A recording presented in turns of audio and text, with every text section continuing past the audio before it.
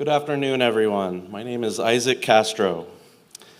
On behalf of my family, I want to welcome you all and thank you for being here today to celebrate the life of my father, Joe Castro.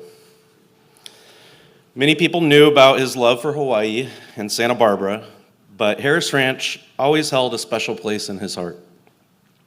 It feels fitting to gather here, surrounded by so many of my dad's favorite people, to honor a life that made such an outsized impact across the Central Valley, the state of California, and beyond. To kick us off today, I wanted to share a few moments that capture who my dad was to me. A loving, fun, and consistently genuine person.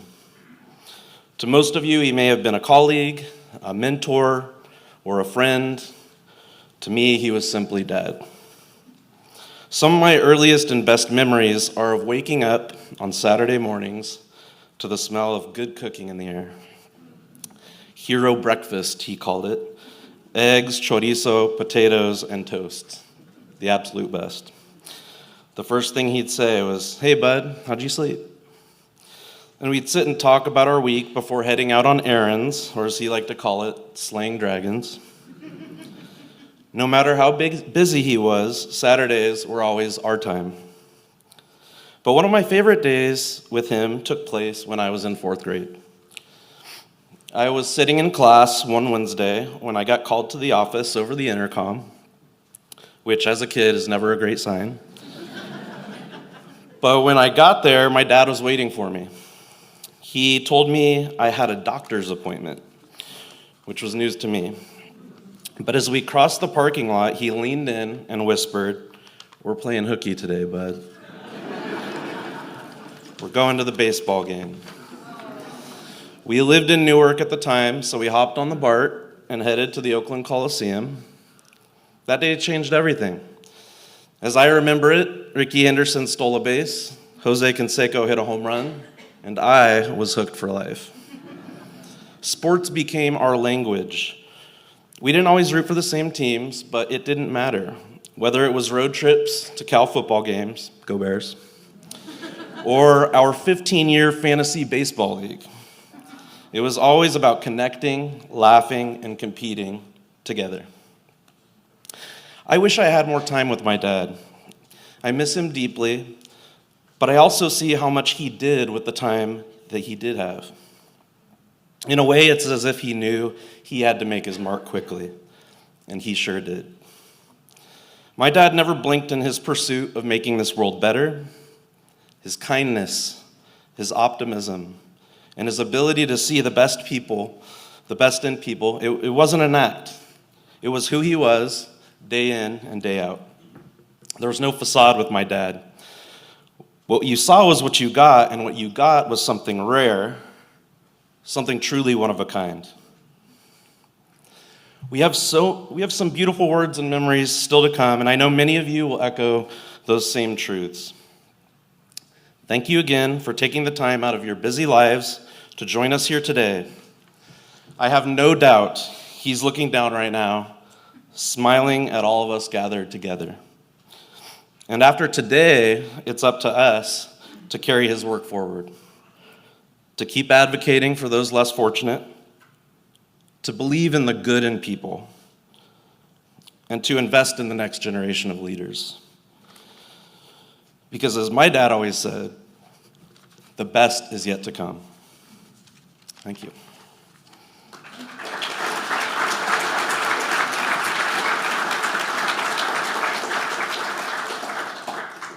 Now I'd like to invite up Lisa Caceres-Austin for an opening prayer. Hello, my friends, or should I say aloha? I had the privilege of opening in prayer, but Mary said I could have 5 minutes to share my heart.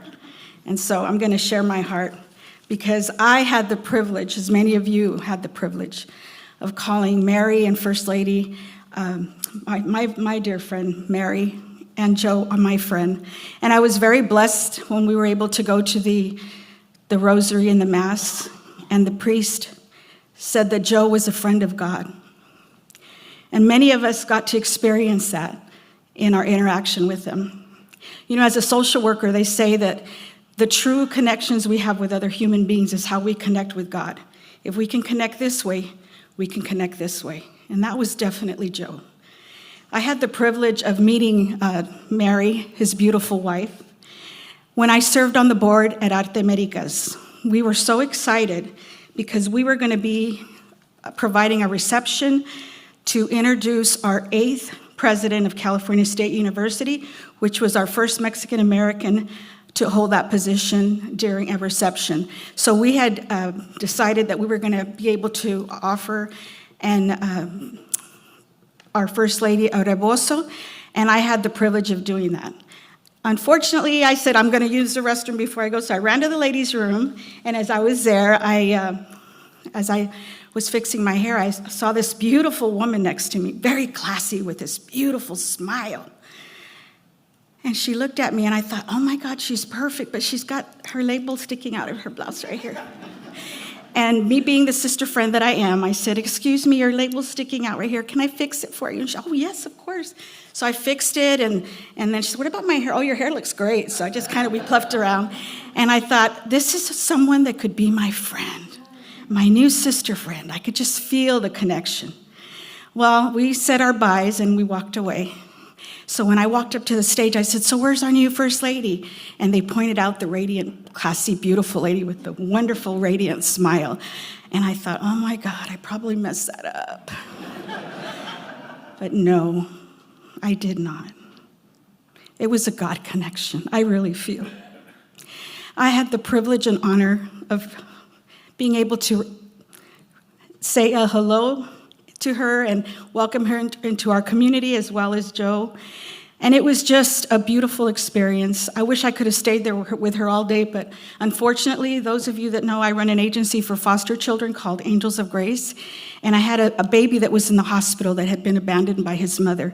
And so I had made a commitment with the county that I would go and hold this baby 45 minutes a day with the new foster parents so we could bond. And I said, Mary, I need to leave. I've got to go to the hospital to hold a baby that I'm going to be bonding with and putting with a family. And she said, oh, I love that. And I said, really? You love that? She said, I love that. And she said, Joe, I want to go with Lisa and hold this baby. And he said, Mary, go with Lisa and hold this baby. And I thought, oh my God. We are so blessed. We have a president and a first lady who cares about children, cares about humanity, would take 45 minutes, plus we had to drive to the hospital and hold this beautiful baby. And it was really sad because the mother named him Dijon. And I would tell him, your mom named you after mustard, and then she just left you. So I named him Angel, and they actually allowed me to keep that name for him. So we have a little angel walking around who is now bonded in a beautiful home, thanks to my sister, who takes time out of her life to make the world a better place.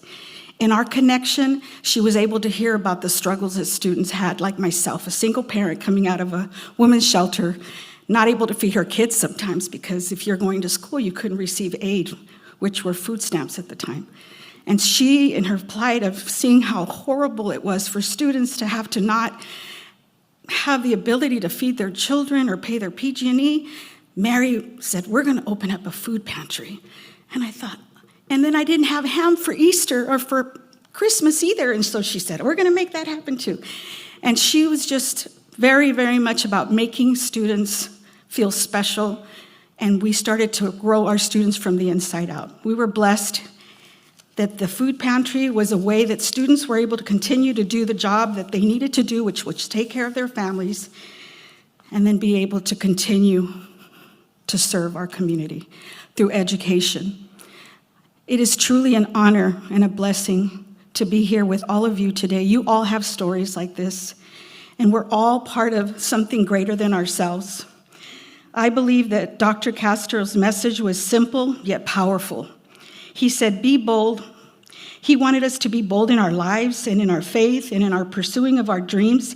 He also embraced the spirit of the Aloha Spirit, which is a way of life that embodies love, kindness, and genuine connection. Just as Hawaii touches the hearts and lives of opens the hearts of people, Dr. Castro lived that spirit, building authentic relationships, inspiring trust, and treating everybody with dignity and respect. His passing leaves a deep void in all of our hearts. But his legacy remains, and in his final days, he shared that he was ready to go home to be with Jesus. Dr. Castro was the perfect testimony of a man who was able to hold on to hope and faith during challenging times, and he always, in looking at his eyes, you could see it was well with his soul. With unwavering faith, he could already see the joy of being united with Jesus. Dr. Castro, you will deeply be missed. In your memory, let us all choose to live boldly and with the aloha spirit that you cherished. You will live in our hearts forever. I'm going to open up in prayer, my friends. Heavenly Father, we rejoice in your promise of love, joy, and peace. In your mercy, turn the darkness of death into the dawn of new life, and the sorrow of parting into the joy of heaven through our Savior, Jesus Christ. We come before you with heavy hearts as we remember our beloved leader and our friend, Dr. Joseph Castro. Thank you for the gift of his life, for his dedication, humanity, and service to our community and to our world. You truly made a masterpiece out of his life. We pray for comfort and strength for his family, his beautiful wife, Mary, his children, Lauren, Isaac, and Just, and his beloved daughter-in-law, Marilyn, and his friends and family during this time of deep sorrow. We pray for generosity and blessings to be upon our community, and that our community and students will be strengthened by the memory of Joe's legacy and inspire us to carry on his work with compassion and purpose. Guide us, Lord, to rely on your enduring love and support through our loss. May we find hope and consolation in your grace. Grant us the peace of God that passes all understanding, and let your promise of everlasting life be our source of hope for all of us. May the soul of Dr. Castro resting in eternal peace and everlasting joy. In your mighty name we pray, Jesus Christ, amen. Thank you. Our next speaker is Steve Arditi. It really is an honor, and frankly, I'm humbled to be first. But I was among the first people at the beginning of Joe's career, so maybe that's okay. I first met Joe when my then office, the University Office of State Governmental Relations in Sacramento, was recruiting to fill a vacant professional position. One day while I was away from the office, I got a call from the person in the office who was leading the search effort. And she said, you know, the people who meet our minimum requirements, which at that point were a master's degree and 4 years work experience, have not excited us. But this young man showed up who doesn't meet either requirement at the moment, but we really are enchanted with him. What should we do? I said, easy, we interview him. So we arranged subsequently for him to meet me at a Board of Regents meeting in San Francisco. We talked for maybe 20 minutes, and I said, thank you for coming over. You'll hear from us soon. I called back up to the person in my office, and I said, make that kid an offer. Mark my words, the day will come when I'll be sitting way up in the back of a big auditorium.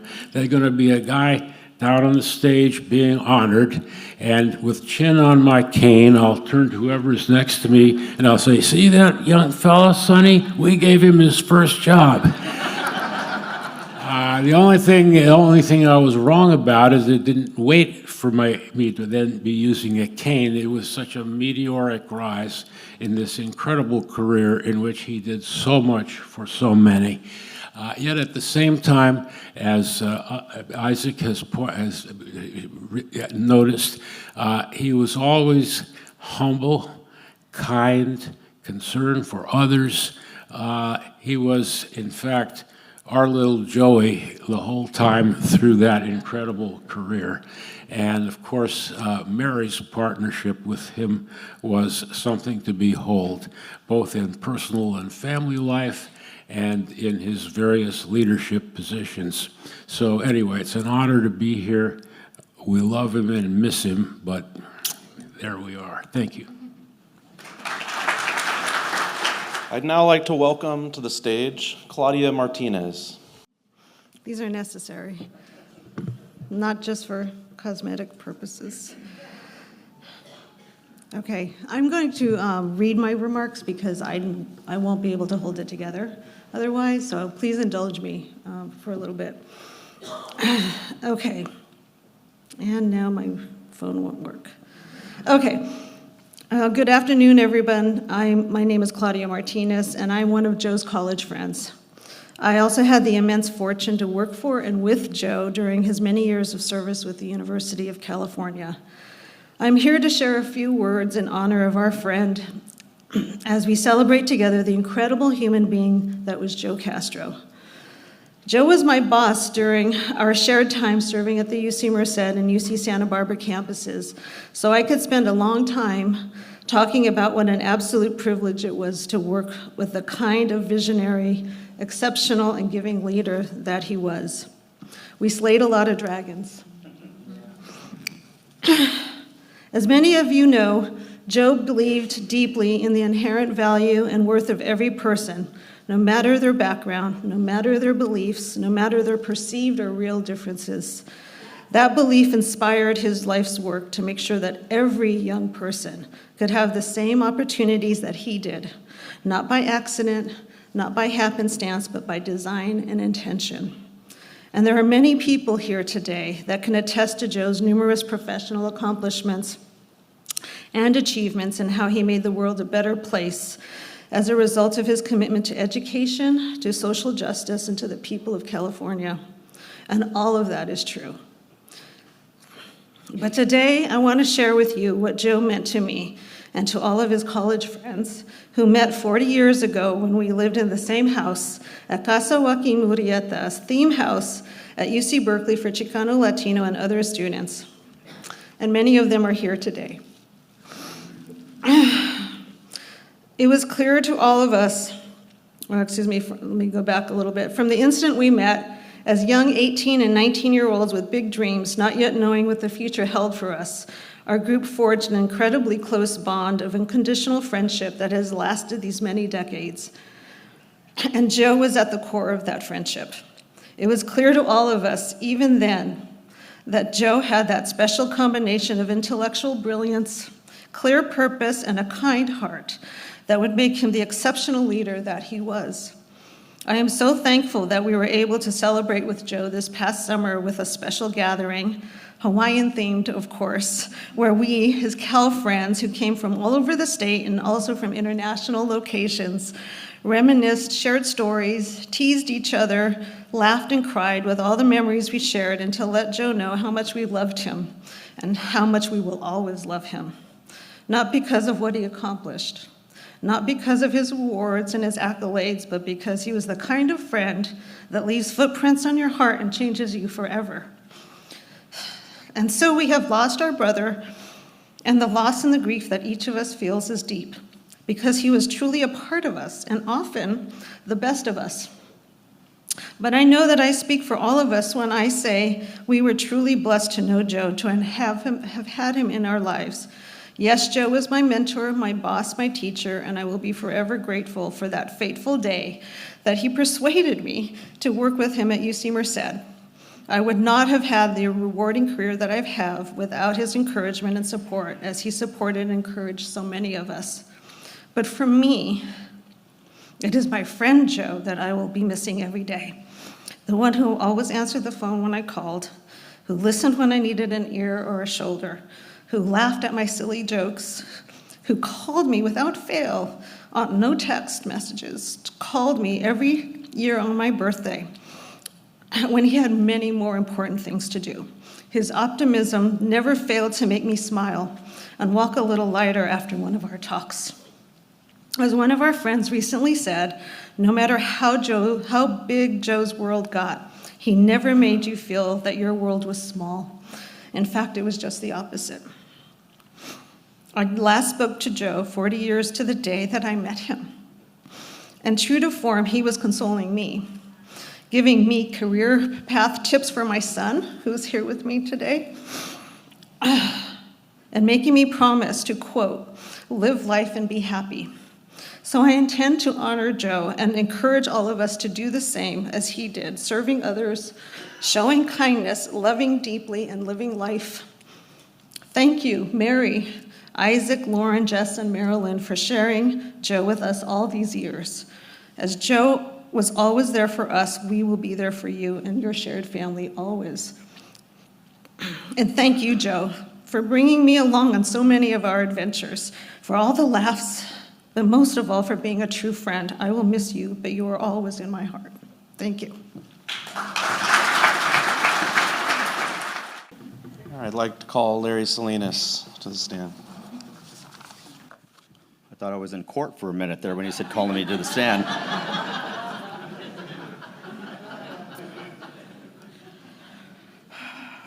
It's hard to follow Claudia.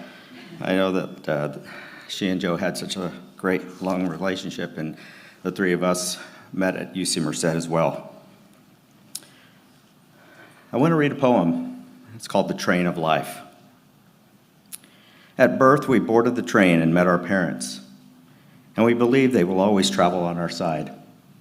However, at some station, our parents will step down from the train, leaving us on this journey alone. As time goes by, other people will board that train, and they will be significant. Our siblings, our friends, our children, and even the love of your life. Many will step down and leave a permanent vacuum. Others will go so unnoticed that we don't realize they vacated their seats. This train ride will be full of joy, sorrow, fantasy, expectations, hellos, goodbyes, and farewells. Success consists of having a good relationship with all the passengers, requiring that we give the best of ourselves. The mystery to everyone is we do not know at which station we ourselves will step down. So, we must live in the best way. Love, forgive, and offer the best of who we are. That was Joe. It's important to do this because when the time comes for us to step down and leave our seat empty, we should leave behind beautiful memories for those who will continue to travel the train of life. I wish a joyful journey on the train of life. I wish all of you that, to reap success and give lots of love. But more importantly, thank God for the journey. Joe did. He was a man of faith. He was giving acts of forgiveness to the very last breath that he had. I know, I witnessed it, and it was incredible. When you walked in, the little card you had has a scripture. And one line in that spoke to me. Blessed are you when people revile you and persecute you and utter all kinds of evil against you falsely on my account. But rejoice and be glad, for your reward is great in heaven. We know Joe is there. I had a front row seat on that train to some of Joe's greatest days and some of his darkest days. He would always tell me, though, Larry, no matter what you do, run through the tape. No matter the task or the situation, run through the tape and finish the job.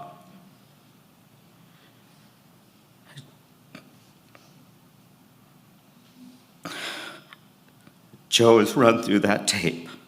He crossed the finish line here on earth, right into the loving arms of his mama and his grandparents who he loved so dearly.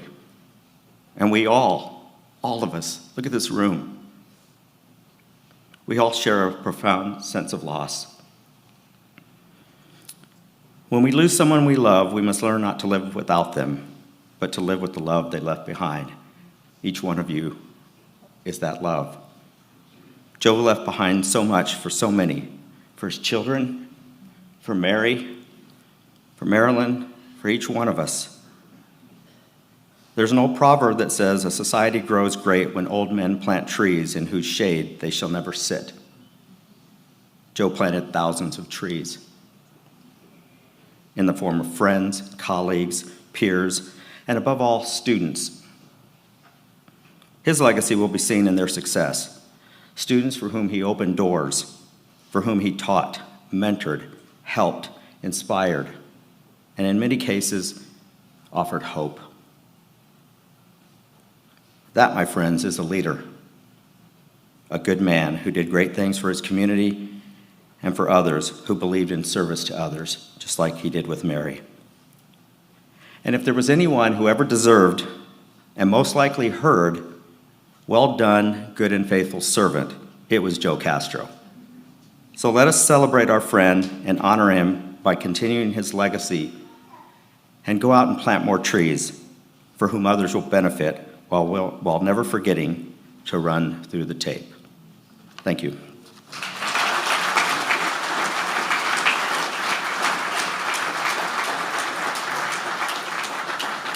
If you'll indulge me just for a second, I have one thing that I want to give to Mary.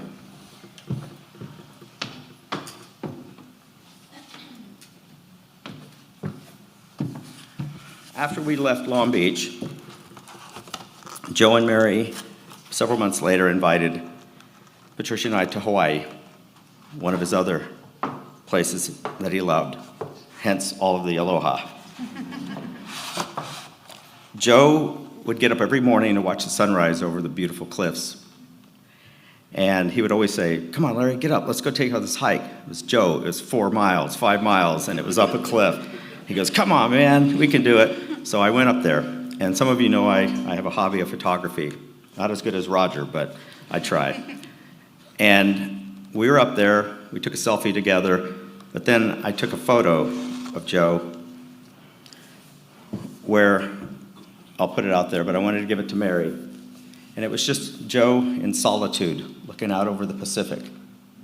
And I wondered, what was he thinking? Only he knows. But I know he was in a happy place, and I know he's there today.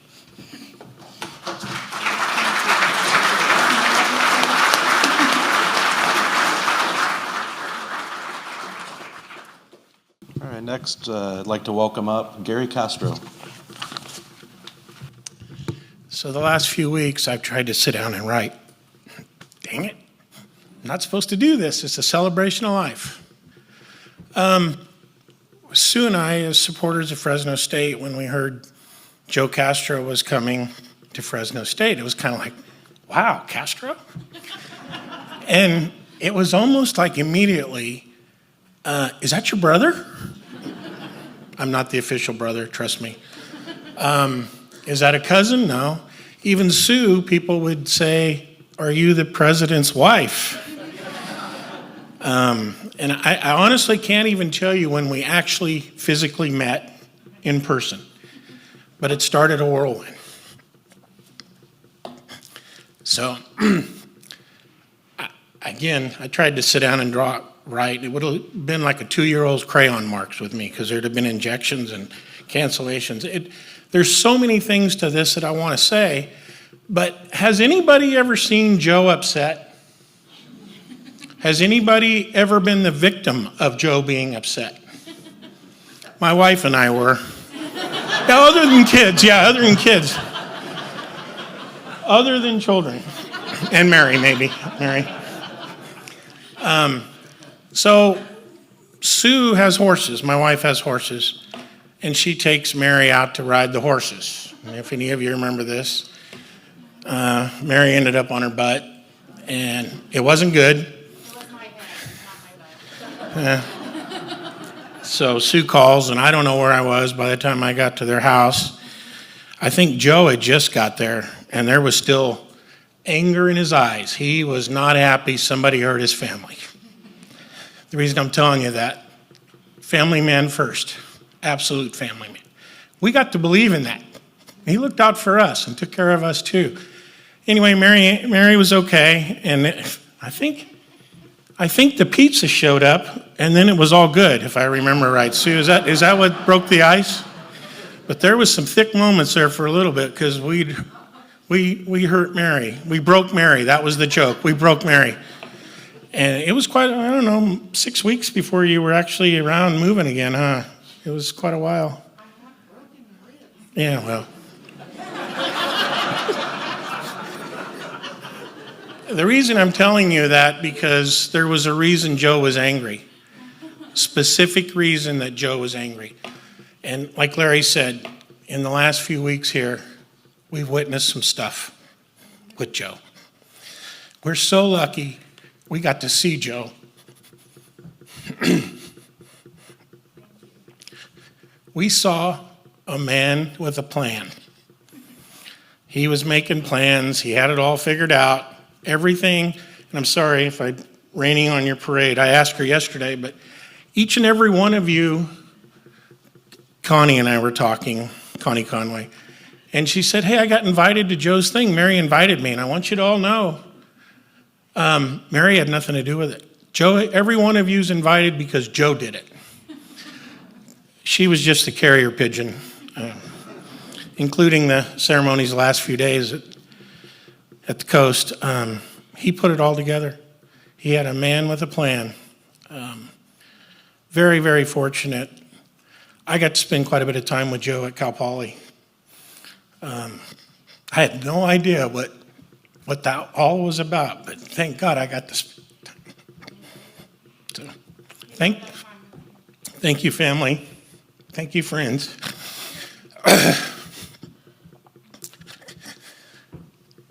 One more story. We flew down to see Joe, Uncle Larry, Lisa. I can tell you almost, if any of you believe in Jesus, he was a little busy that day, God, because everything she touched on that plane, she was praying for it. The stairs, the motors, the seat belts. I said to her, I go, somebody else may need him right now. Nope. We got down to see him, and it was truly an amazing thing to see a man with a plan. He was not even close to being afraid. He was directing the hospice people when they came in. Exactly what he wanted. I'm laughing because I didn't realize he was so detailed. He would call at the coast, hey, we're going to dinner tonight, or we're going to breakfast, or whatever we were doing. And that's the way guys are. We just kind of work it out. Well, after going down there and hearing him talk about everything that was going to happen and how it was going to work, and including this, with each and every one of you being here, you played a part in Joe's life, and thank you for that. That particular day, we flew home. I had to go to Huntington Lake and pick up a fire truck. So I'm driving down the highway the next morning, Wednesday. I don't believe in this stuff. I didn't. 168, about 7:30, I look over at Fresno State. What did I say? Thank you, Joe Castro. The community, everybody's better. I just kind of got myself back together. Look down, phone's ringing. Who is it? 7:35 in the morning, Joe Castro. Checking in to see if I was okay after I came to see him the day before. I also talked to Joe on Thursday morning, and then he wasn't able to do much more. But as I went by Fresno State, I did that. Then he called, and I'm in a big red fire truck. I look back, and here comes a motorcycle and motorcycle police. So I kind of moved over. As the cop went by, when we turned around to leave the room, and he said, thank you, Big Brother Gary.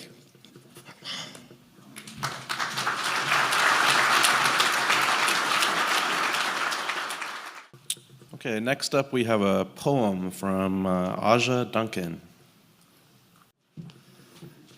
Hi, everybody. Mary and I were communicating, and Mary was like, "Did Joe ask you to read a poem?" He was asking a lot of people for a lot of things towards the end. And he did ask me, maybe like 3 weeks before the celebration of life that he was with us for, really actually made me to promise to read my poetry, not a poem, so this is not for any of you here. This is for Joe. And Joe is here because he would not miss this party. So I have a new forthcoming, and I'm just going to read a couple of very short pieces at the opening of that book. It's called The Intimacy Trials. The first word is gesture, is origin, is Geechee Menadu's breath. But the beginning is also the end. There are in every membrane the cellular markers of death. We who were once muskrat and owl, moose and caribou. We who are spirit and manner, animus and anima. We who have survived disaster only to find its transcription in our DNA. Antecedents thread each layer of dermis. We are, each one of us, wrapped in their skin. When anxious, we peel our fingers until they bleed. We lean over and gnaw the skin of another's neck, damming the flood inside of us, not beaver but raptor, all beak and wing. The cycles of time form concentric loops. Reach out and touch the blur of particles, past and future, mere inches apart. Yesterday we walked the pock surface of the moon. Tomorrow we will be scalded by the fires of Mars. The earth has been stripped of all her secrets. Each morning a key wakes, dawn, prying her legs apart. And something a little bit more uplifting in honor of the celebration of life. My work can be a little, we're in a moment, so it's not unreflective of the times that we are in. Nights in the quiet whispering of wind, we count the steps the sky makes to remake herself.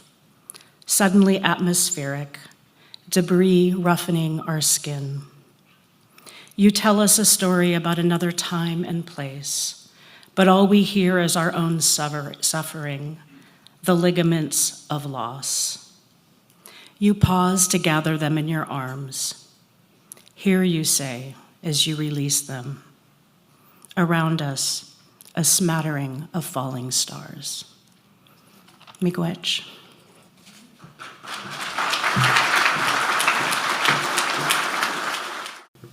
Next we have Richard Brooke. So, standing about chest high in a body of water that covers 2/3 of the globe, standing in sand on the most remote landmass in the world. It's Hawaii. And over here is a guy, he's just like in the same chest deep. We're both just sort of staring at, I don't know, Fiji or something out there. And, I live on Lanai, and so if you live there, I don't know what it is, even if you're a haole, you can tell anybody who doesn't live there. So when I see a doesn't live there, I frequently say, where are you from?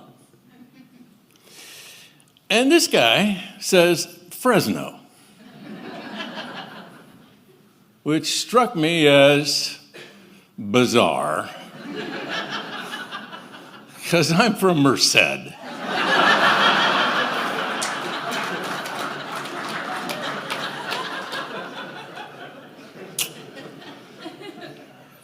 And I didn't find out for, months and months and months later that guy also played a hand in wrecking my goose hunting.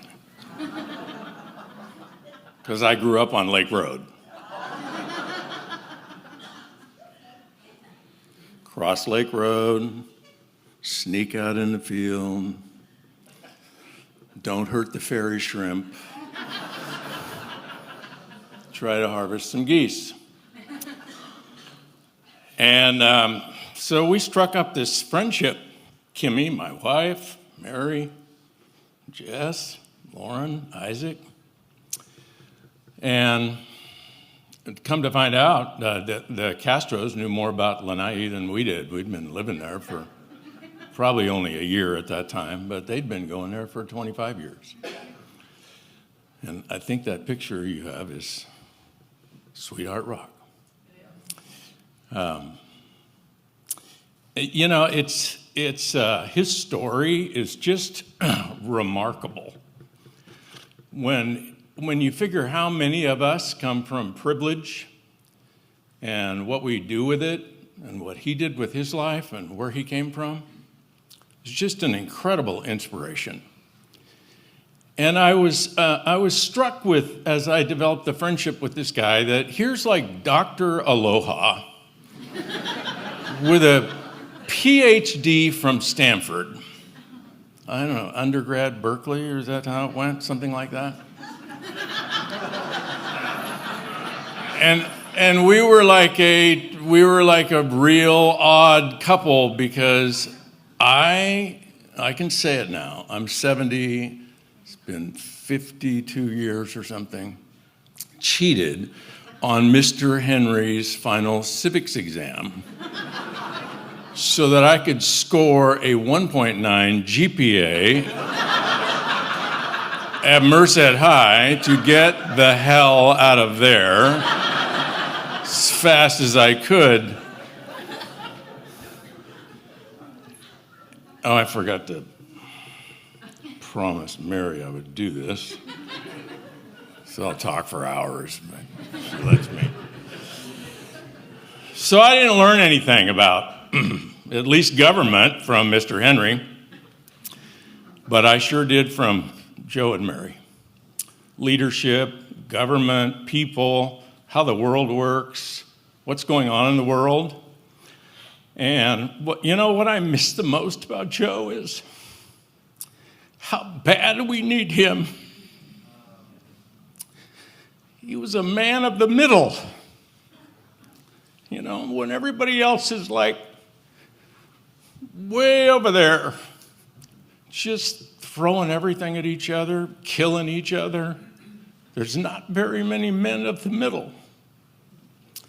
And he could reach up and ask anybody for help. He could inspire anybody to help.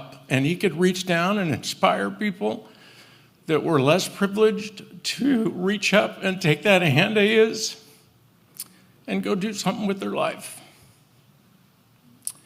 And I am sad that somebody like him goes so early. And other people that are just disgusting, just outrageously disgusting. And don't try to figure out what my politics are, because I'm a man of the middle and I think they're all disgusting. But you know, Joe, he could reach the farmers and he could reach the elites and he could reach the intellectuals. He could reach the immigrants. We need people like Joe. And you know, we're all probably hurting a little bit, but who's probably hurting the most is Jess. You wouldn't know it. Man, he's got that attitude. He's got that Castro attitude. The day after, hey, Jess, how are you? Fine. Where are you? I'm school, first day of school. I'm okay. Huh? I'm not okay. How are you okay? Jesse left a legacy for you to step into. And I know you're up to it. And this world needs you. Thanks.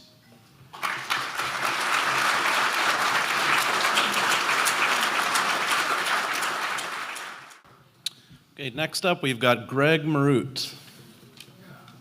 Good afternoon. I've known Joe since grammar school, and ever since then we've been friends. And in high school, some of Joe's passions, as most of you know, was discussing and debating the political issues of the day. We would meet at a Chinese restaurant every Thursday and have vigorous debates, and he really enjoyed that. He was also the editor of the high school newspaper, believe it or not. I know he got along with all the press perfectly all the time, so you can't believe it. He was in the press. But one of the other passions was playing tennis on the high school tennis team. And we have some members here that I think Randy and Mike, and I'm not sure if I'm missing anybody, but we all played on the tennis team. And us country bumpkins actually won league championships in consecutive years. And a big reason why is with Joe. He was always encouraging his teammates, practicing hard, and strategizing with us to make our team stronger. And he was, as Joe exemplified throughout his career and his life and everything he did, he was truly an all-around team player. As a friend, I was always in awe of Joe's career accomplishments. He rose to the very top levels of higher education, an incredible feat for a kid from Hanford. Yet despite holding such high-powered positions, Joe never changed. He was the same old Joe that we knew growing up with him. Grounded, humble, genuine, faith-based, and deeply devoted to his family. You could call him anytime, and he would always make himself available to meet up or talk. And I think we can all attest to that. He was always available for all of us. Later in life, as you know, we're here, the Aloha theme, and Richard alluded to it before, is true passion with traveling. But it was traveling especially to Hawaii, and particularly Lanai and Maui. He often vacationed there with his family and friends, and I used to tease him that he should be the director of the Lanai Maui Visitors and Tour Bureau, because, I mean, it seemed like he knew every single restaurant on both islands, and lodging options. And Joe loved organizing those trips and booking places to stay, making restaurant reservations, planning excursions. One of the things that most of all, one of the things that he really cherished was getting into the ocean, catching the waves, and just talking. Now, hopefully he did it without getting hurt, but so here's to Joe, my friend, the teammate, the traveler, the talker, and the heart of so many good memories. We will miss you, buddy. You made life lighter, and we're all better for having known you. Rest in peace, my friend.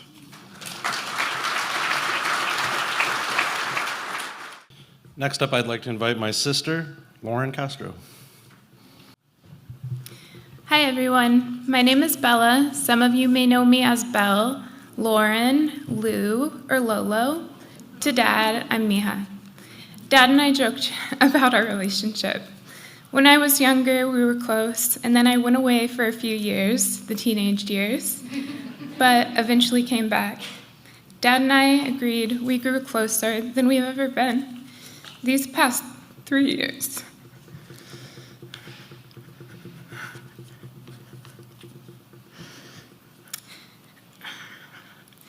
When I was younger, Dad worked late and traveled often for work.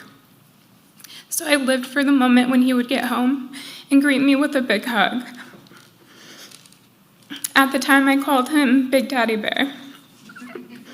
I loved attending daddy-daughter dances with him and donuts with dad days at school. Every year at Christmas time, we would go to see the Nutcracker Ballet, just the two of us. I loved our traditions and time together. For one of my birthdays, he planned a trip for us to Great America. We were so excited. We took a road trip there and checked into our hotel, which had a view overlooking the park. We look out the window to see the park, and it was completely empty. That's when we realized Dad had accidentally bought tickets to the Great America in Illinois.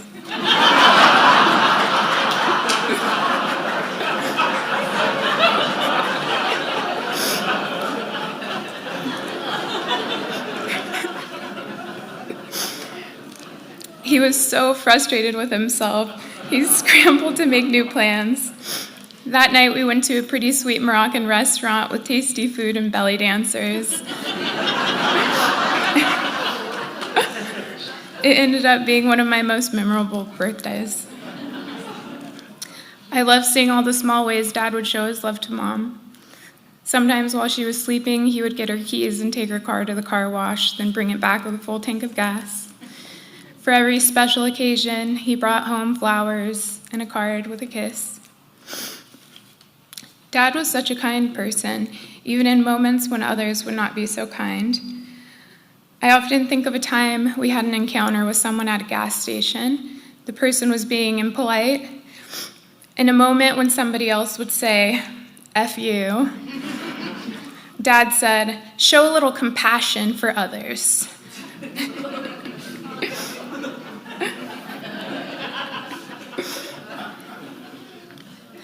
I know to many his passing seemed sudden since he was private about his diagnosis, but our family watched him put up a fight of a lifetime to stay with us as long as he could.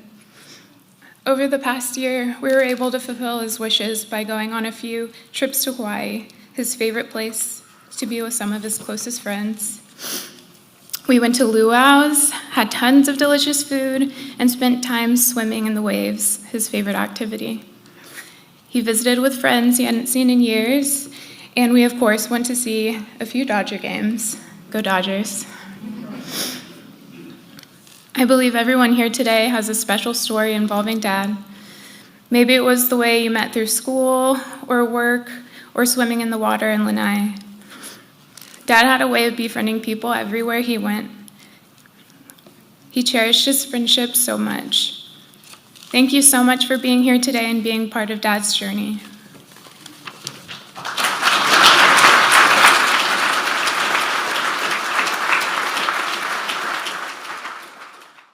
All right, Jimmy Ovina, if you'd like to come up. I want to start by Mary. We all love you so much. Bella, I didn't even know your name was Lauren until today. I mean, all your dad talked about was his daughter Bella. And Jess, Isaac, if you're ever missing Joe, just go see Isaac. I mean, when he talks, when he laughs, you've been given a gift. I don't want to burden you with it, but I'm going to be calling you all the time. When I think of Joe, there's really 5 things that I would describe him as, and that would be, our friendship, his family, his faith, of course, Fresno State, and of course, forgiveness. The first time I met Joe, and I think I know Carol Goldsmith's here, and we were all together in a room and didn't even know who he was. And we were all on a panel talking. And I mean, have you ever just met someone for the very first time in your life and you just knew that he was going to be your friend for life? And it was just immediate. I mean, he was there talking, but he was more about caring about the people that were in that room. And I've heard that already all through everyone's comments, and it's just so true about him. I met him, he was authentic and real and genuine, all of the things that we've said. But I gotta tell you, even when I saw him, and thank you, Mary and the family, what a blessing it was that I got to see Joe just a few days before he passed. And like so many of you have said, it was Joe being who he is. He was just authentic. He was more worried about me than about him. When I walked in, the first thing he said is, sit in the chair right here because I want to see your face. And so I sat down, and the first thing that he said to me, and I told Mary this, I was preparing myself mentally to be with Joe. And the first thing he does is look at me and says, I'm going to miss you, Jim. And I was like, oh. I said, well, thanks, Joe. I'm gonna really miss you too, but I'm gonna see you. I'm gonna see you, Joe. And he goes, I know, but just not too soon. You enjoy your life. Do good. Continue. But his family was the most important thing to him. Mary, there wasn't Joe without Mary. There wasn't the president without you. You were such an integral part of his life every day. It didn't matter if I talked to him at work or I talked to him at having wine. We drank a lot of wine together. Or dinner. It was always about you and how much he loved you and how much you were the love of his life. And to Isaac and Bella and Jess, I knew you all, and I knew Jess because we all met Jess when he was this big walking into Fresno State. But the two of you I hadn't been that close with, but I knew you because your dad talked about you all the time. It was our conversations. It was never about work, about anything going on. It was more about my family and how important they are to me. And then obviously Joe's faith. We've all been around people. I've been very blessed to have a few of those people in my life where, Christ just comes out of them when they're talking. Their love for the Lord doesn't even have to say it. It's not trying to convince you. It's just who he is. When I think of Joe, he was kind. Yes, he was compassionate. He was humble. He was gentle. Never harsh. I didn't make him mad, Gary.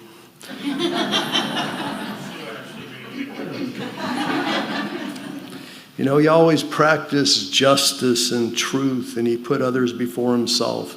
And he did that constantly, and that's the person I know, my friend.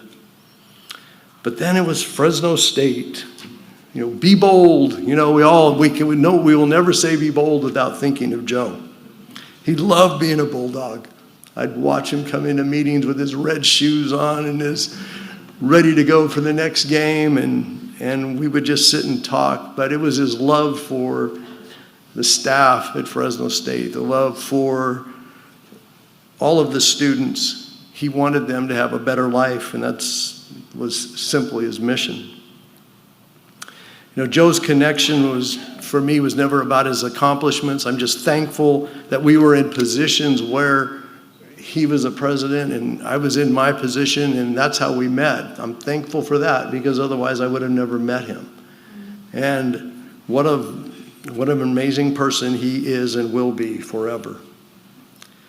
But the thing that Joe really taught me the most was simply about forgiveness.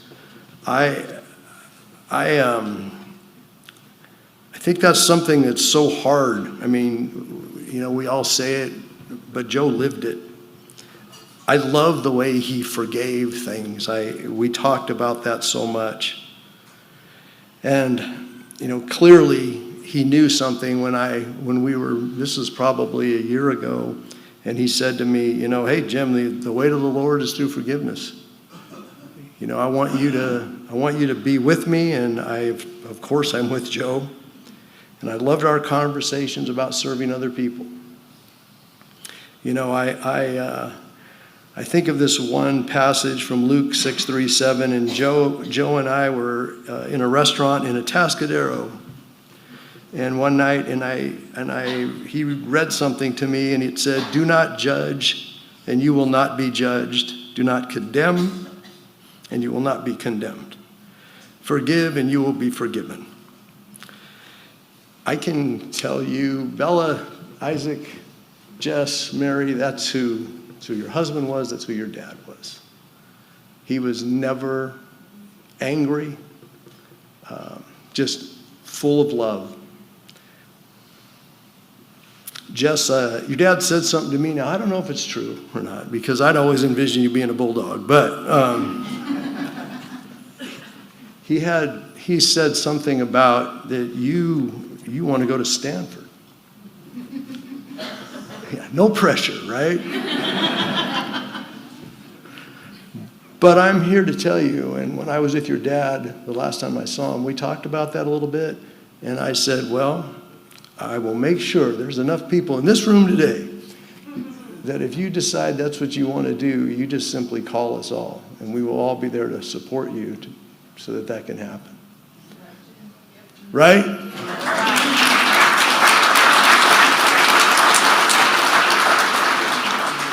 Just, I know I'll see my friend again. And I know, thank you, Mary, for telling me what brother meant to him. Because I know many of us say, hey, brother, or in our conversations. But I know for Joe it was a much deeper meaning, and I will always hold that in my heart. Thank you. Rest in peace, my friend.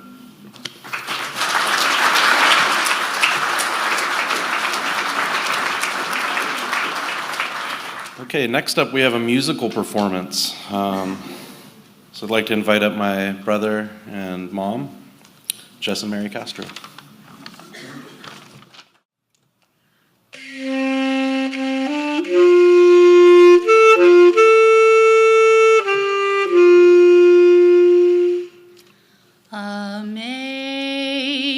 Amazing grace, how sweet the sound that saved a wretch like me. I once was lost, but now am found, was blind, but now I see. 'Twas grace that taught my heart to fear, and grace my fears relieved. How precious did that grace appear the hour I first believed.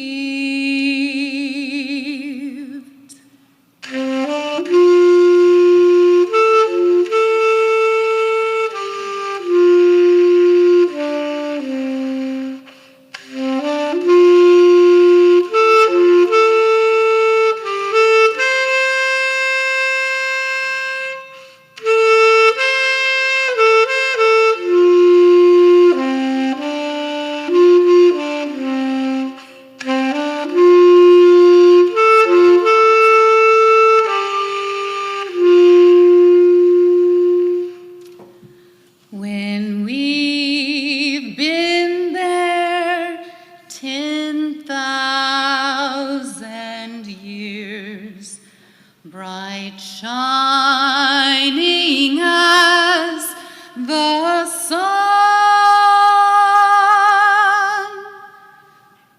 we've no less days to sing God's praise than when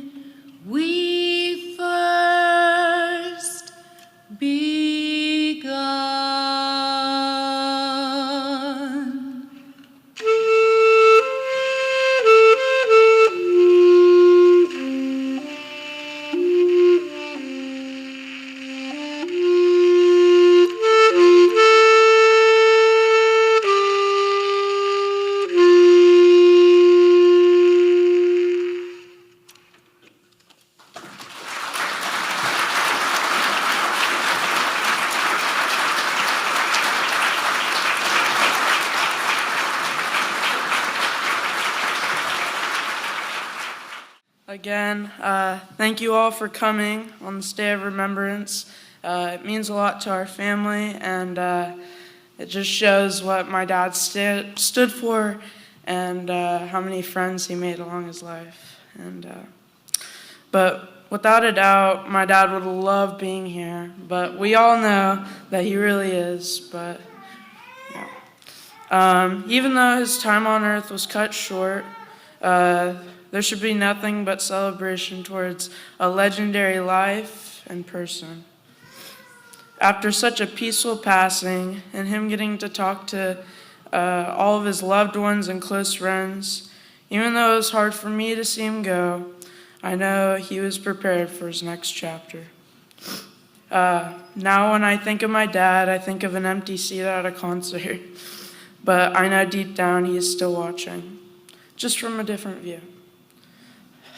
From taking me to school at 6:30 in the morning last year, just so I could do my 0 period for saxophone.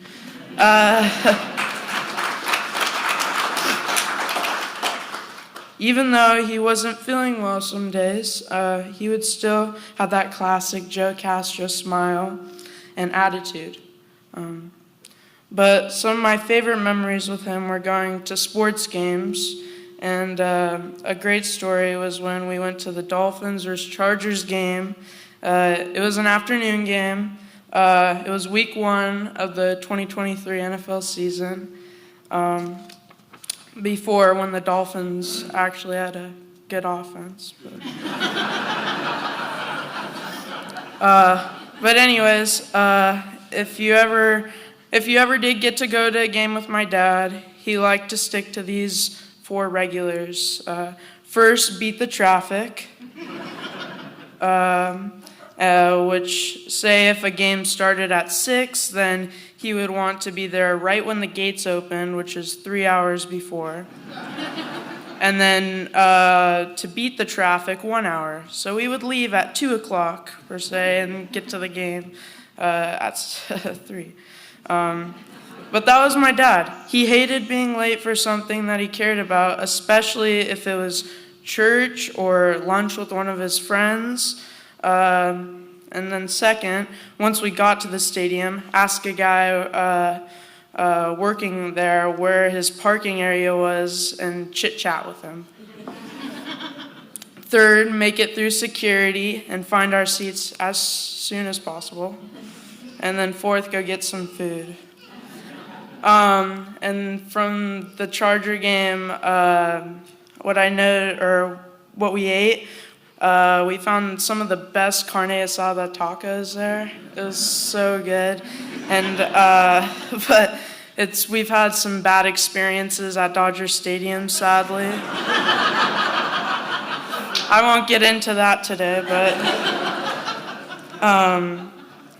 but that game was very special to me, and the whole game was back and forth. It was high scoring. That was probably the most electric game I've ever been to, and we were down by 4 with 3:45 left on the clock, and the Dolphins started at the 25-yard line, and Tua proceeds to throw probably his best throw of his NFL career, to Tyreek Hill to get the Fins down to the 20 on the other side of the field. And at that moment, me and Dad just stood up and it was so crazy in the stadium, so loud, but we just started hugging each other. We were so happy. And then the Fins would end up winning with a game-winning drive, TD. And then when we left the stadium, we got some of the best street hot dogs. You cannot sleep on those. Those are too good. And when we were going to our car, there was a bunch of Dolphin fans in relief, feeling like we might have a chance this year. And then another story. Recently, I was at Stanford Jazz for an institute, and that ended up being the last time he got to see me perform in one of his favorite places, so that was great. and I must say that regalia is quite nice. And after it, I was so, I like to say, locked in, because I just kept listening to the songs over and over. And so they were right in the front row, and they were trying to wave me down like, Jess, Jess. And I just wasn't looking at them. And so after, he asked, why didn't you look at us? And I told him, I was locked in, Dad. And he's like, all right, Mr. Jazz. But as Jim was saying, at the end, and at UC Irvine, he was telling me that I could go anywhere I wanted. He wanted me to be happy. And so, but the world is now definitely different.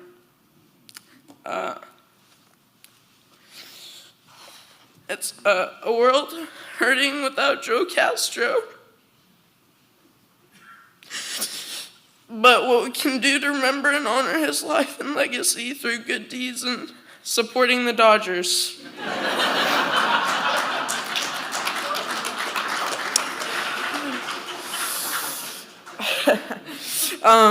There's so many more memories I have, but I'll keep it short to one more.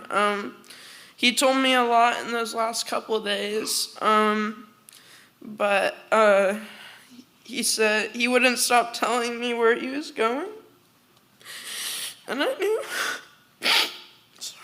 And I knew where he was going, and he's going to I can't even say it.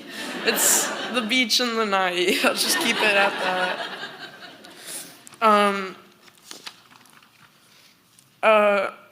And I told him, I may be a while, but one day you'll see me on that very same beach with you, and we'll be together again. And he said, it's gonna be a long time, but I can't wait to get to see you. What you do, even though I might not physically be there, I will be there. Thank you.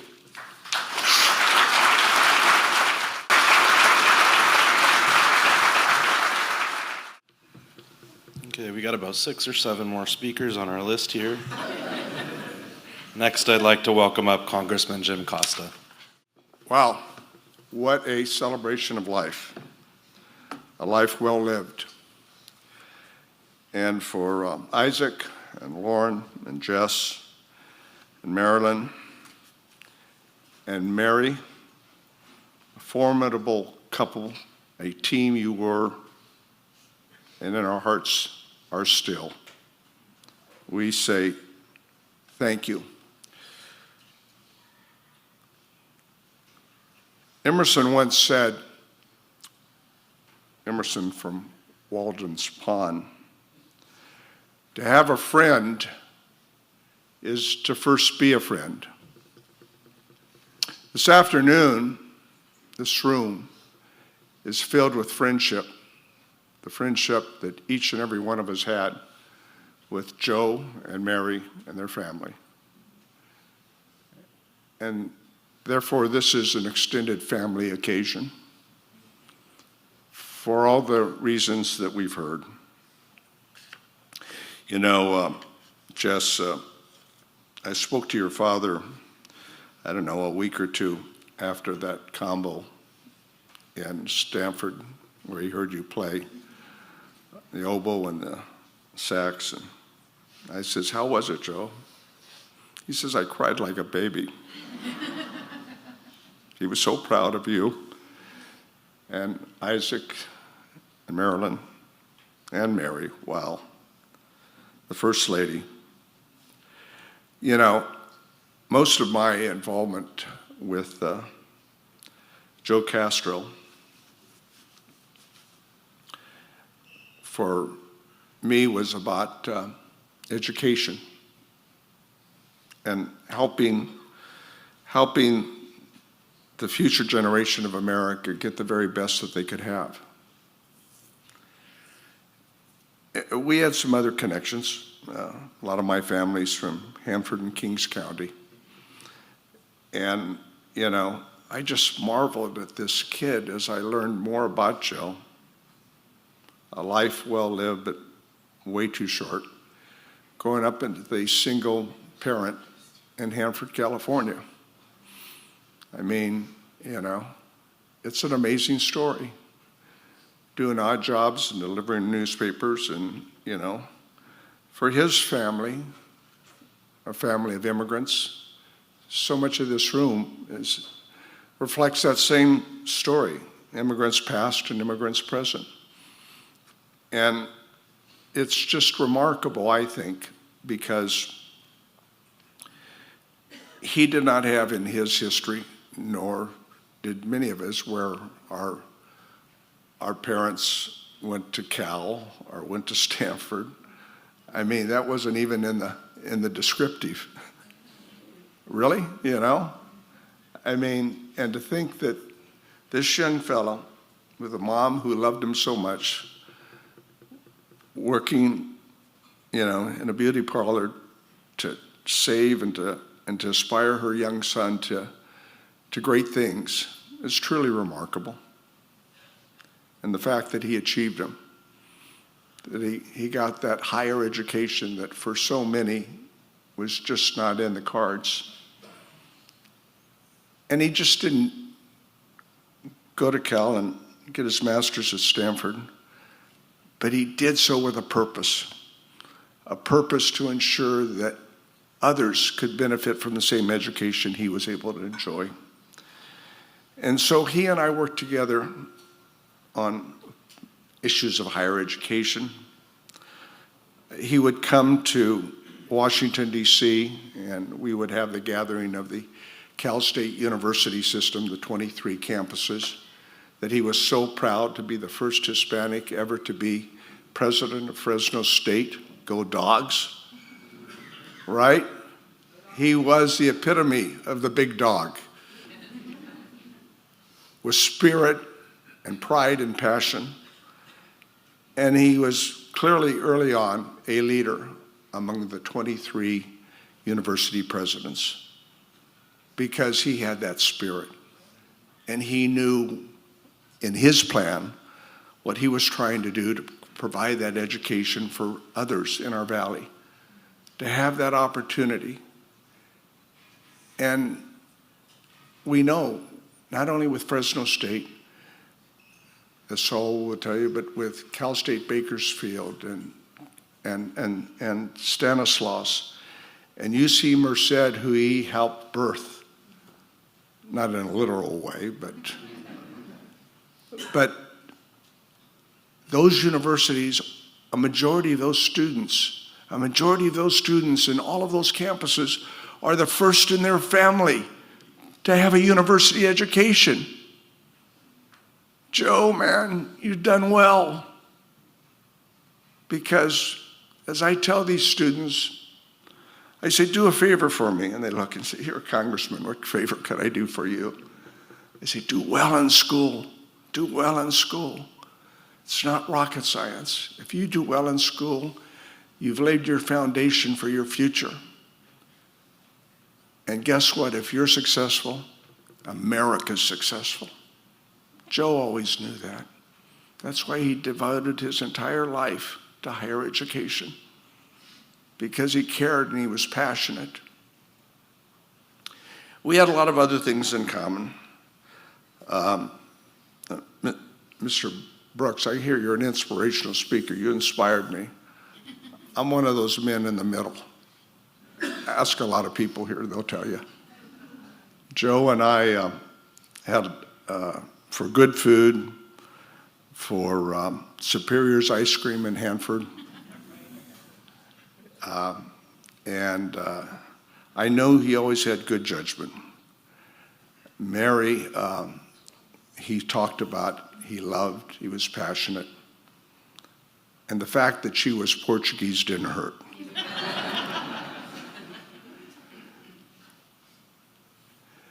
Ladies and gentlemen, it's all been said in so many different ways, but we're here to to reflect, but more importantly, to be inspired. Because Joe Castro was a role model for all of you that are here, but for those who are not here. I'm talking about the faculty. I'm talking about the collection of academia that cares about higher education, not only in our valley and in our state, but in our country. He was a leader in higher education and therefore a role model. And so this resolution, Mary, if you would come forward, please. This wonderful Portuguese gal, this team,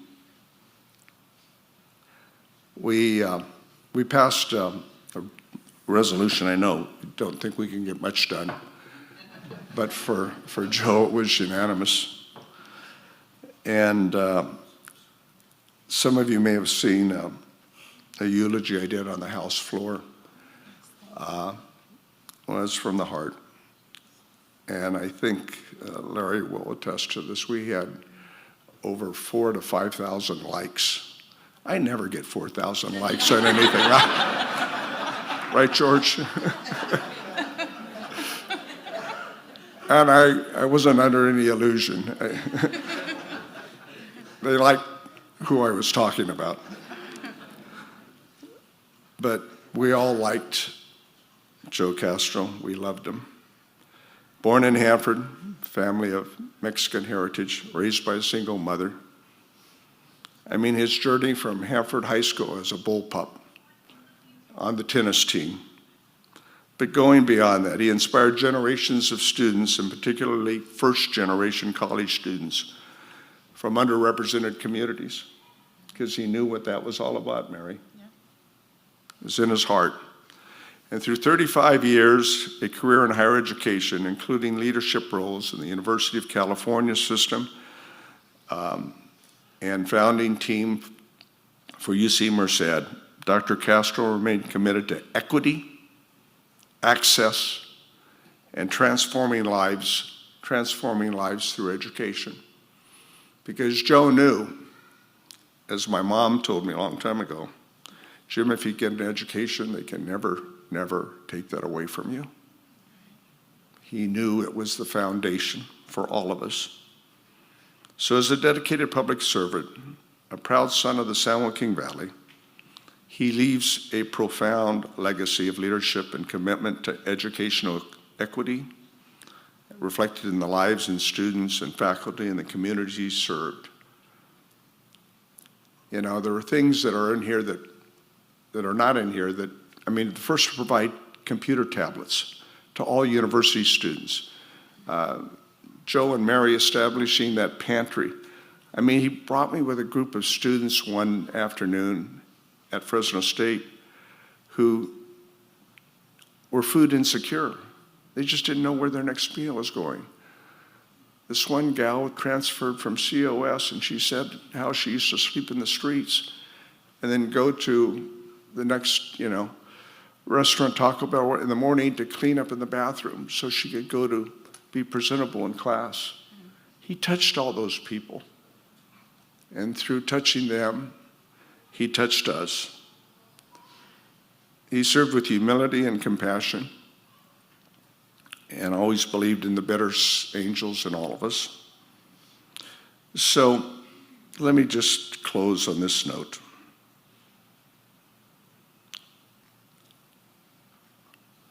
As Emerson said, to have a friend is first to be a friend. Mary, Isaac, Lauren, Jess, Marilyn, thank you for allowing our friend, President Joe Castro of the Fresno State Bulldogs. Go Dogs, right? Go Dogs!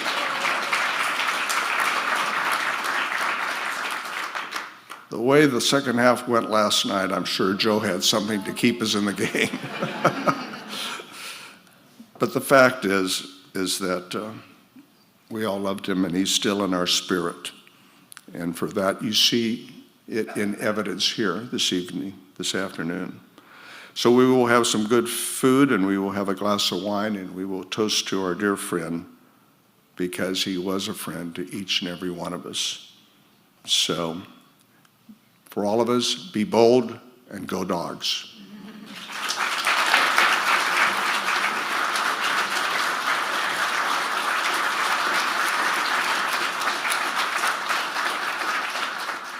All right, next up, I'd like to invite Patty Wade. So following on the heels of the congressman, it's events like these where we really get to know so much more about our friends, right? I worked with Joe since 2018, and we became fast friends over time, but hearing individual stories and anecdotes just brings them even more to life. And I know we've been here for a while, so I'm abbreviating my remarks, and I wanted to give you a sense from my perspective what it was like to work with Joe, for Joe. So both at Fresno State and at the Chancellor's office, Joe was very clear from the get-go that he had selected me to be his vice president for communications. And that means a lot when you're first coming into a job and you don't know the person very well. He expressed that kind of confidence in me, and I saw him throughout the years doing that with everyone he worked with. Everyone at the cabinet table, we all knew that Joe had specifically chosen us and trusted us. And that's very empowering, and I know he did that for his friends as well. And as a quick example, 4 months into my joining Fresno State, we had a controversy. Just one, but the first one. And a professor on the eve of the death of First Lady Barbara Bush, she tweeted out some profanities that really offended a lot of people, not just in the Valley, not just in California, but all over the country. And we got hit really hard from all sides for weeks and weeks. And there were death threats, and there were a lot of very harsh things that happened that came towards Joe and towards Mary. And Joe had such an incredible courageousness to him. We met with the cabinet at one point, and he said that he wanted to have a town hall, inviting people from throughout the Valley to come talk about this issue. And there were folks, including myself, we were not sure if that was a good idea. To be that exposed, to lean in that much in such a public sphere. And Joe prevailed. And Mary was by his side, and Joe stood on that stage. Some of you might have been there at the Save Mart Center for hours, taking all sorts of accusations, all sorts of harsh criticisms, and Joe answered every single question. He leaned into it. He was so courageous. He led with such humanity that we all felt that in our lives as friends with him, but working with him and seeing him in the trenches, leading like he did, was an incredible experience. There were lots of good times too, but it was the hard times. Oh man, he was an incredible leader, courageous man, and I am so grateful that we all had a chance to learn how to lead with dignity and how to open doors for others who deserve it as well. And I'll leave it at that. Thank you.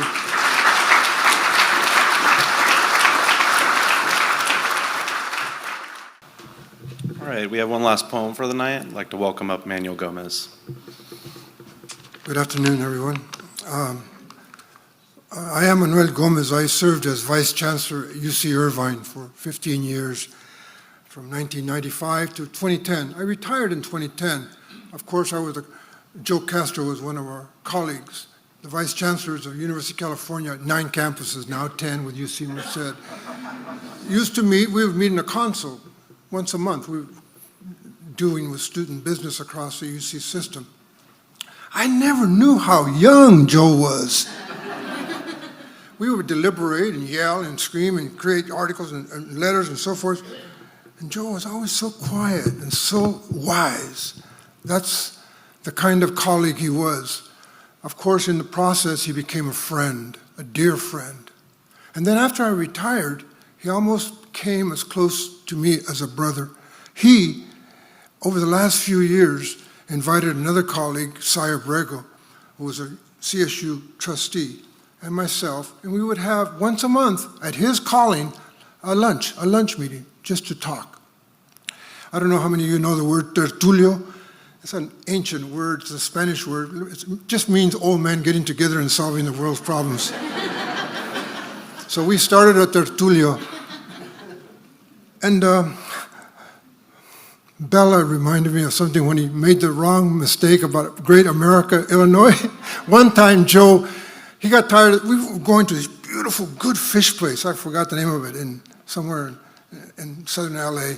And then he had another place in Long Beach, which was even better. He bragged about it and everything. Let's all meet there. So we all go there and we arrive, and it's closed. It's a Monday.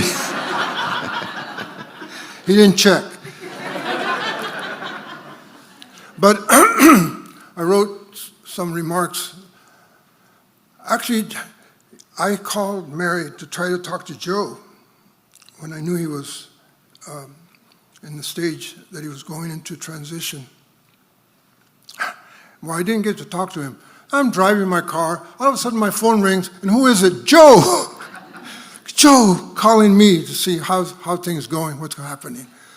Continuing that extraordinary love that he had for his brothers and his family. So I wrote these remarks. Bear with me. For Joe. At 2:15 on a Sunday morning of August 24th, 2025, Joe Castro passed. For those of us who knew him on that day, and on precisely that hour, our world suddenly shrank in sadness and silence. Our world became smaller, and we grew closer together in grief and in sorrow. There is not enough grandeur in my poor soul to express in adequate words our sentiments for the loss we feel when a great man dies before his time. Now, Joe's spirit resides deep inside the human knot of love, memory, and eternity. We are not here to mourn in sorrow, nor to cry,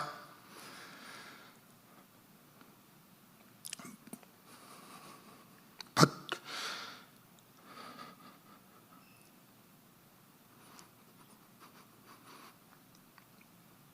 to celebrate his life in joy and give thanks for having known this good man. If I could sing, I would sing a soul song, a song of struggle, a song of compassion, a song of inspiration, and a song of love for true education. A fire song with 1,000,000 flames that neither water nor time could ever extinguish. His work was a daily dedication to the enduring dream of transformation inside the hearts and minds of his students. Joe's zeal for helping those in need is well known, and he could often go to extraordinary lengths to support his students, and yes, his colleagues as well. Indeed, time after time, he would carry the burden of others, even to his own detriment, to say the least. As many of you know, Joe started his career with the University of California. He left a widely recognized, deeply respected, and lasting legacy of good work at UC San Francisco, UC Berkeley, UC Davis, UC Santa Barbara, UC Merced, and let's not forget the good old UC Office of the President, Mr. Arditi, wherever you are. Are you still here? It was quite a remark to see that man over there. I always suspected Joe was blessed. At least he had some kind of direct line to otherworldly powers. How else could he have worked at so many campuses? He gave so much to the University of California. Then this Hanford-born Chicano became president of Fresno State with those Bulldogs and went on to lead the entire CSU system. Where are the words that could come close to capturing or adequately reflecting the life of such a great soul who gave so much? For all of us who knew him, know it is virtually impossible to contain his life within the confines of these few comments. He was a quiet, soft-spoken man who carried an immense heart. In many ways, the man was larger than life, both in his persona and in his profound influence. There are a number of people who spend 30 or 40 years in the university, but very few make as creative and positive use of their time as Joe Castro did. The extraordinary body of work he has to show for his tenure, both at UC and CSU, reveals the importance of vision, intelligence, and compassion. He stayed hungry to do more rather than less. Day to day, he was determined to give more rather than less. His dream was to bring the university and all of its benefits into the heart of our communities. Firm in his faith, with eternal love for his family, in his soul, Joe was a giver for Mary, Isaac, Bella, and Jess. Rest in peace, Joe. We do not know how to thank you for your wisdom and passion. Gracias por helping so many young people discover their dreams, to change the times, to struggle for social justice, and to fight for the truth in the full light of day. Descansa en paz, Joe. In our tumultuous field of time and toil, with endless furrows of cruelty, there are islands of silence and stillness where we may enter a quiet, moonlit, hidden San Joaquin Valley orchard and reclaim our divine dignity. In a time beyond time, a day beyond the calendar, on a wave of sunlight from a far-off field, with his innate fondness for people, Joe's spirit arrives in peace here with us right now, still wanting to give more.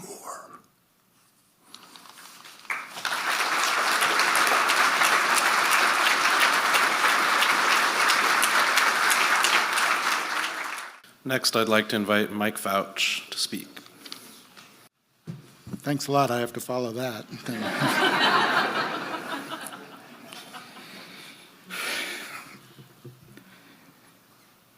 So whenever I've been around Joe's friends and colleagues, similar to what we're doing here, I was often asked, how do you know Joe?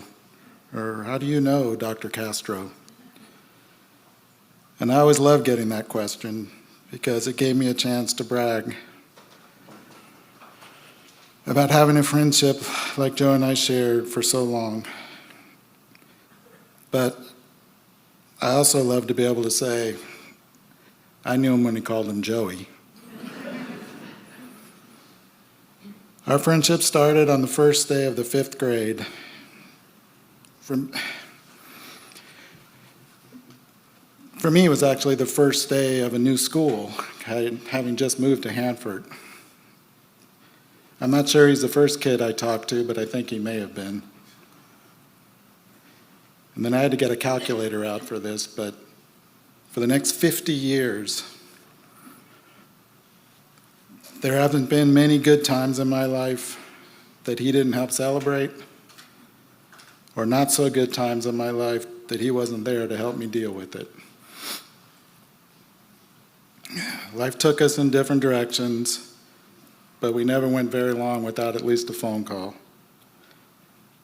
On my side of these calls, my kids, my family, my wife, my mom, a bunch of different people always told me, they always knew when I was talking to Joe or Joey.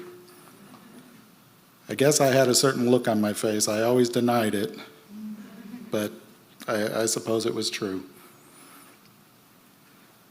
Which is another reason why this is so hard and we all relate.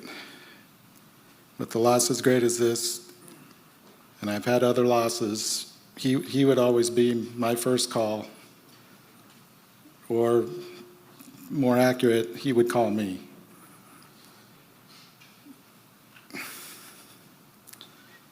I could share so many stories about what a special friendship we shared, or the countless things he did for me. But instead, I'm going to share something I did for him, because it's all about me. After high school, Joe went off to Berkeley, as we've heard all the stories today. I stayed in Hanford and went to school locally. I had several odd jobs during this time.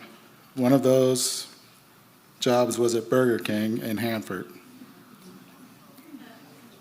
When he came back home for break one time, he needed some extra money, so I got him a job at Burger King. A little bit I could do. While working there, he met a coworker of mine who we all know, a girl named Mary Borges. Joe felt a connection right away, but Mary had a boyfriend, imagine that. But after he went back to school, I found out the boyfriend was out of the picture. I wonder why. And so I let him know. And he called, and they planned to go out the next time he was home again. Now, Joey was not a big ladies' man. He wasn't a player. But that didn't stop me from telling Mary that he was.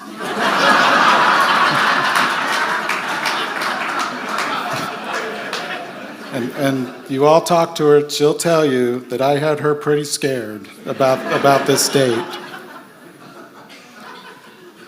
So imagine her surprise that after this date was coming to an end, and I didn't know this was going to happen. She may not believe me to this day, but I did not know. He suggested, 10, 11 o'clock it had to be, let's drive 90 minutes to the coast to watch the sunrise. And she said, sure, if you can get my parents to say it's okay. Fully expecting that there's no way, and I knew her parents, there was no way I would have expected them to say okay. But they said, sure, go ahead. So they obviously sensed a special connection happening. And so began a friendship and a love story we all witnessed throughout the years.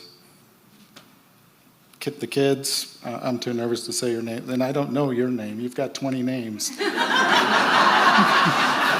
Lauren, that's all I knew. And the positive influence they had on countless lives. And it's all because of me.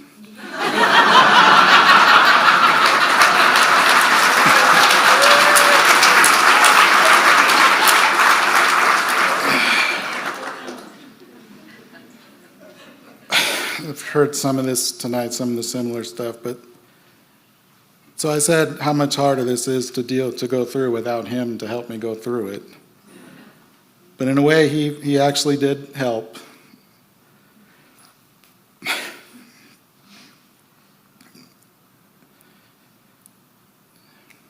Joe and I often related life events to movie scenes.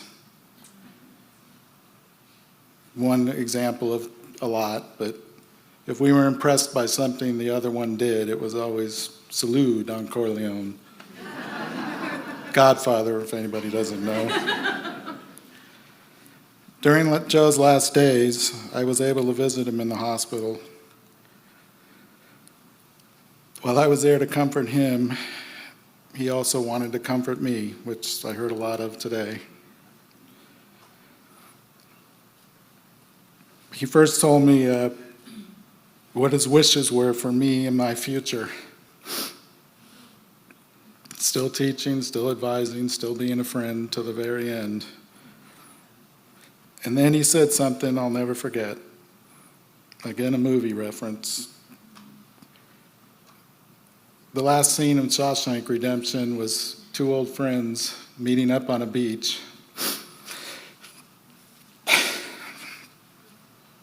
And with tears in his eyes, he told me that's what he wanted for him and I. To spend our retirement years together, hanging out on a beach together. Two old guys drinking a beer and talking about the good old days.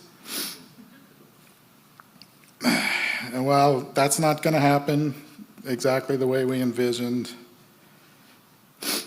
for the rest of my life, whenever I'm at the beach, and of course it'll have to be Maui, I will think of him, as I know all of us will. For now, that's going to have to be enough. I'm going to close with another movie quote. Goodbye, old friend. I will see you again. Just not yet. So until then, rest easy. I love you.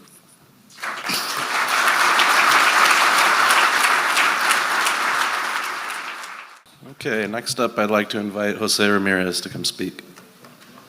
We gathered today to celebrate a very important friend, husband, father, and leader. To celebrate the life of a true champion, not just in leadership, but in heart, my good friend, Dr. Joseph Castro. Dr. Castro was more than a friend. He was an inspiration, a mentor. He really guided me, and we're really proud of him. He was the first Hispanic president at Fresno State, and then later on became the first Hispanic chancellor for all the California State universities.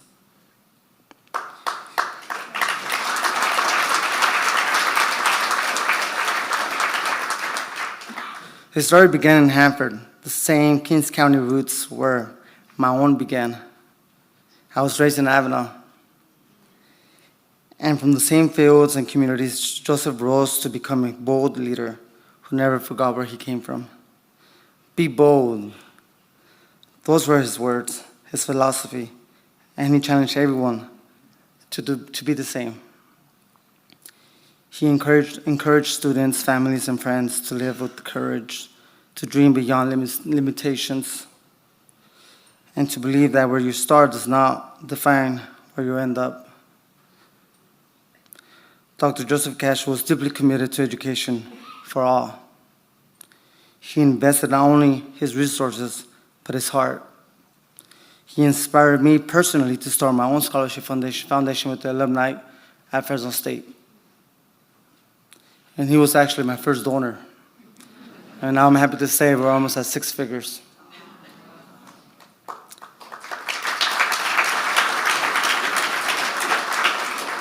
You know, for many of those that don't know me, I'm a still active professional fighter. I attended Fresno State right before the 2012 Olympics, and then I had to step away from Fresno State to go out there and chase that dream and becoming an Olympian for the Team USA in London, which I succeeded in. You know, it was one of the toughest choices I've made. But when I came back, I decided to open up this scholarship fund to help the migrant kids from Avenel to attend Fresno State.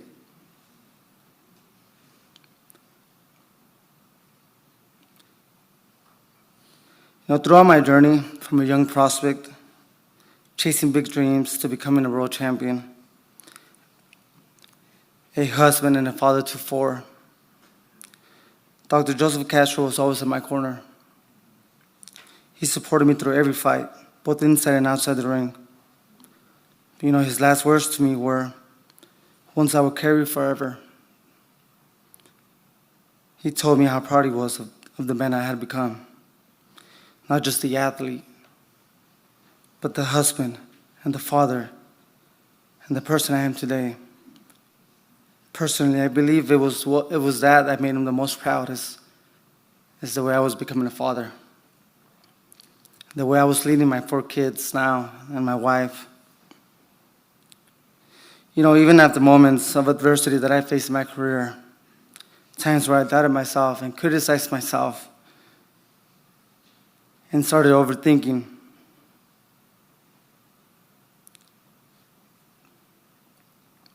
it's people like Dr. Joseph Castro who remind me my worth.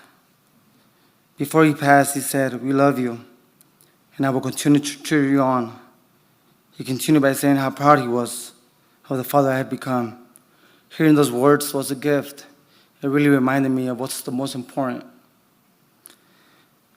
I know Dr. Joseph loved his family, his wife Mary. You guys were his heart.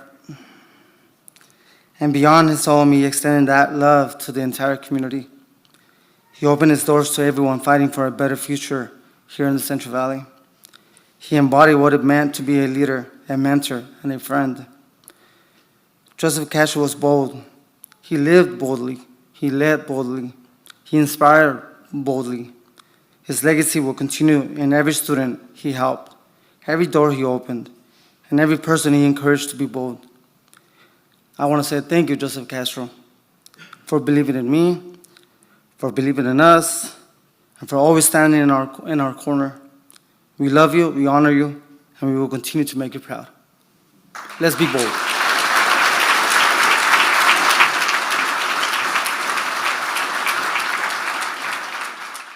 Okay, before my mom closes us out for the day, we have 2 written statements that we are going to read out. So I'd like to invite up Marilyn Castro.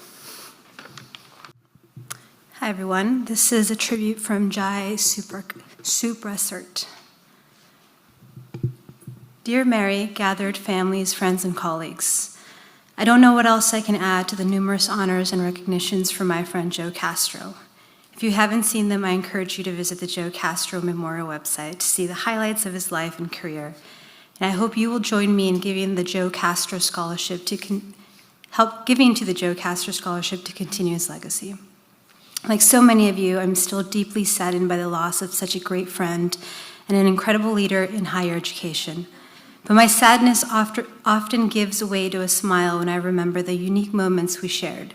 Those memories remind me to hold fast to the dreams he held so dearly for a better education system and a better world, especially for kids like him, who came from a small rural town and who needed that extra help and opportunity to shine.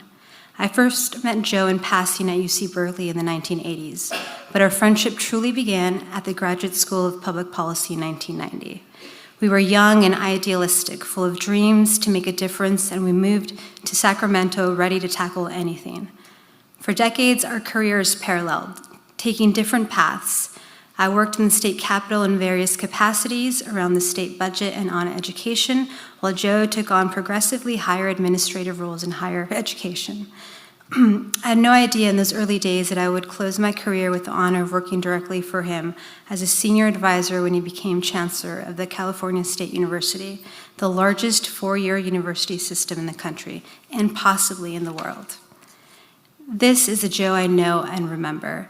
He was a gentleman and a scholar in every sense of the words. A gentleman, as the saying goes, is someone who always tries to make those around him as comfortable as possible. This was Joe. Whether he was a student, a colleague, or a chancellor, his kindness and steady leadership were his hallmark.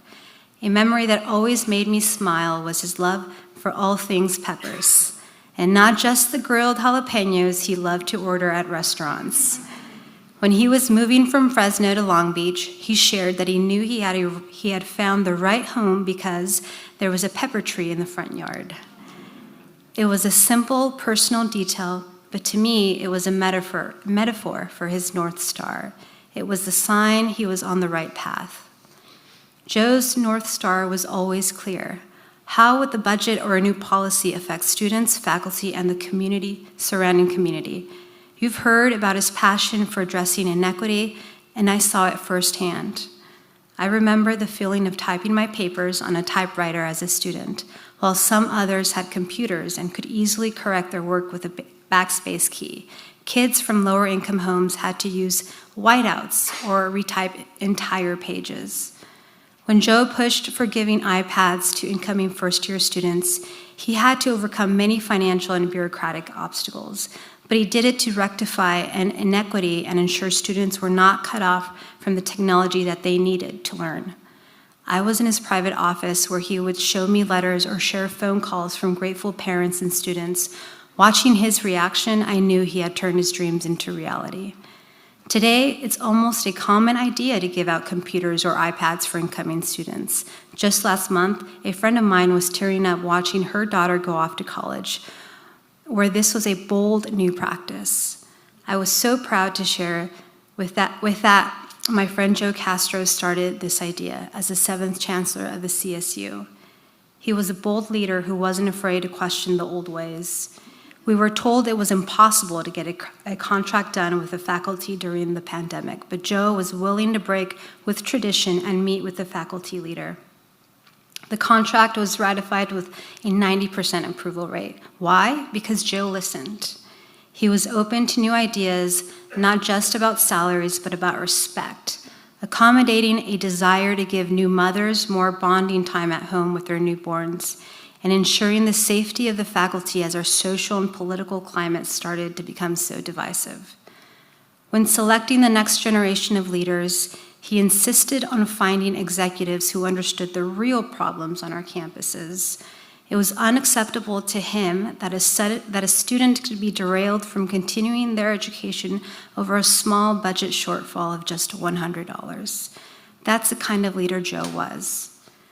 There were so many initiatives his team and I undertook during his time at CSU, from monitoring daily COVID cases to finding resources for mental health and food pantries to help students. We got a labor contract passed when everyone said it was impossible, and we pursued ways to make the campus a safer environment for everyone. I am so proud of these accomplishments and of his work. I hope that you found some inspiration in the life and the work of our friend Joe. I will keep fighting for his vision and his dreams because they are my dreams and the dreams of so many who came to this country to build a better life. We will miss you, Joe, but we will carry your spirit forward.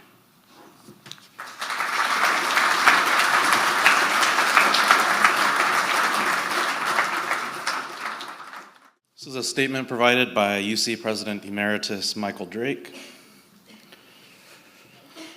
Webster defines a unicorn as something unusual, rare, or unique, mythical and magical, representing purity and goodness, possessing a near-perfect combination of positive traits. Our friend and colleague Joe was a unicorn in so many ways, certainly special and absolutely unique. He and I were in a tiny group of peas in the first Black or first Latino pod. It means that each time he was elevated to a position of increasing responsibility, the term was used in the first paragraph of the news story. He was a trailblazer each step of the way, from his degree in public policy at Berkeley to his PhD from Stanford, and his roles as vice chancellor, president, and system chancellor. He was a pioneer. The term pioneer can connote a swashbuckling adventurer.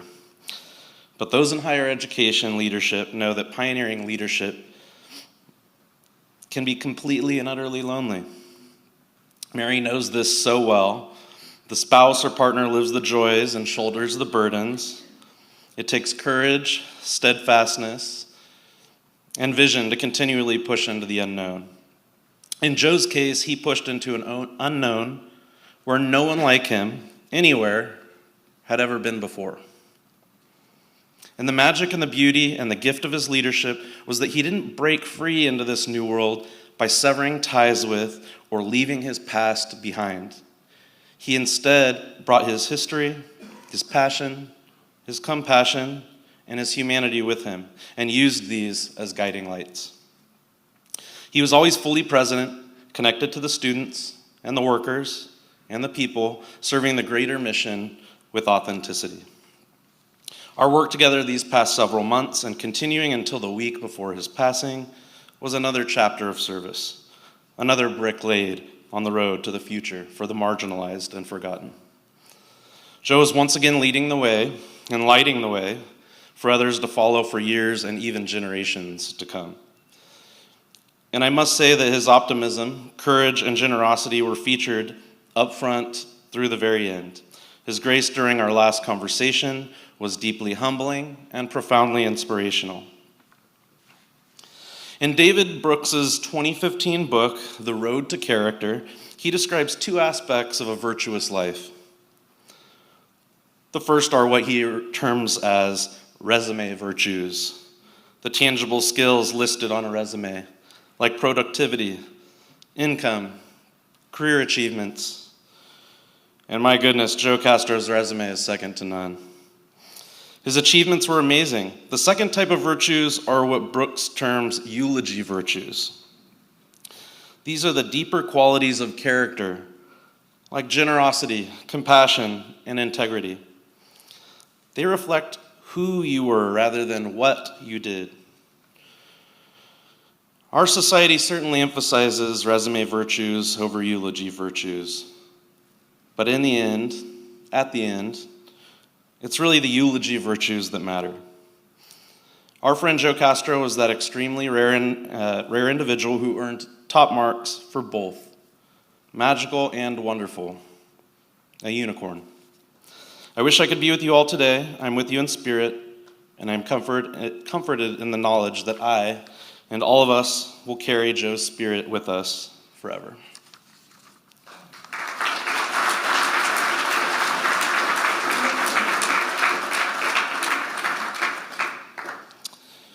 And we've come to our final speaker. I'd like to welcome up my mother, Mary Castro.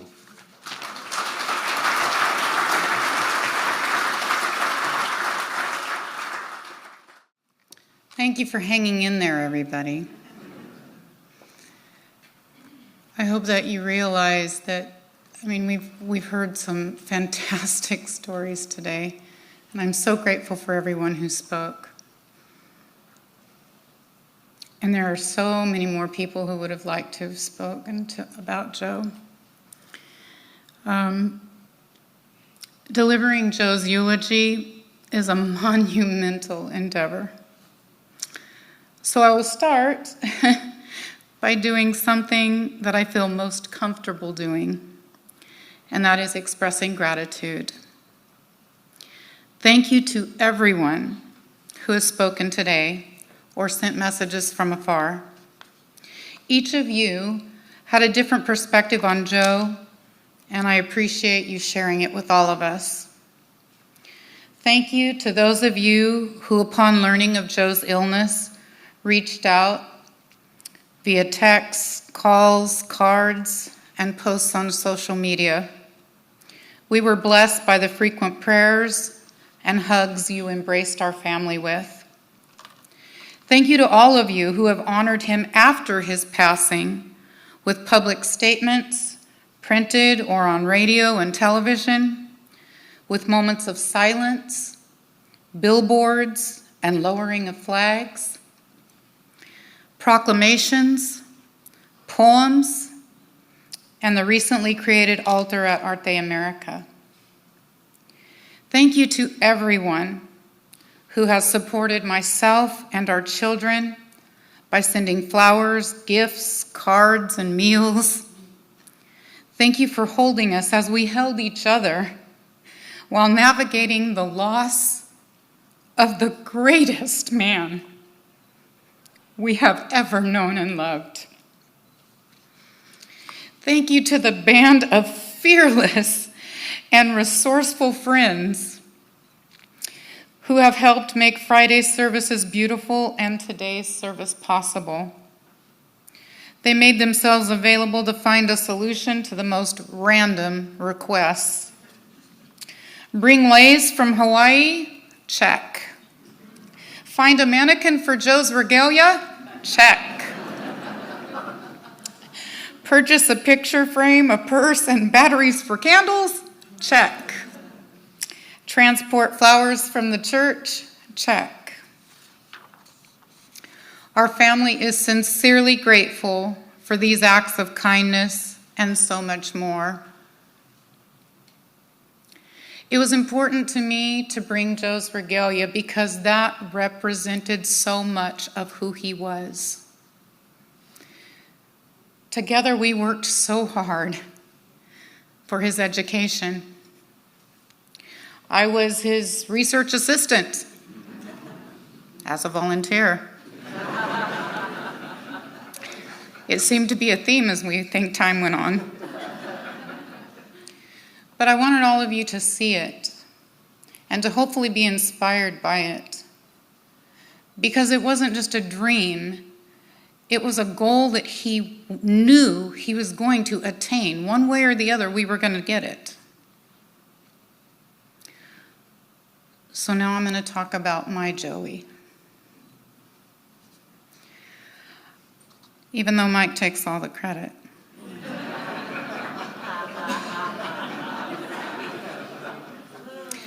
I remember the first time I saw him because my heart actually skipped a beat. It was almost as if I was being told, there he is. That's the one. It was November of 1984. Joe was on winter break from his freshman year at UC Berkeley, and I was sitting with some coworkers waiting for my shift to start at Burger King about a week before my 17th birthday. He walked in with his buddy Mike Fouch. Our uniforms at the time were orange corduroy. So it wasn't the outfit that caught my attention.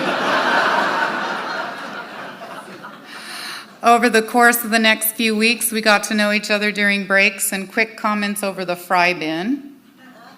I worked the drive-thru. Joe was in the back. I learned that his friends had a nickname for Joe. It was Governor. They called him that because even then he was talking about being a leader in some way. He and I discovered that we shared the same core values of helping people and working hard towards our personal goals. It was during this time of getting to know each other that we started the practice of listing our favorite things. I'd like to share some of Joe's favorite things with you now.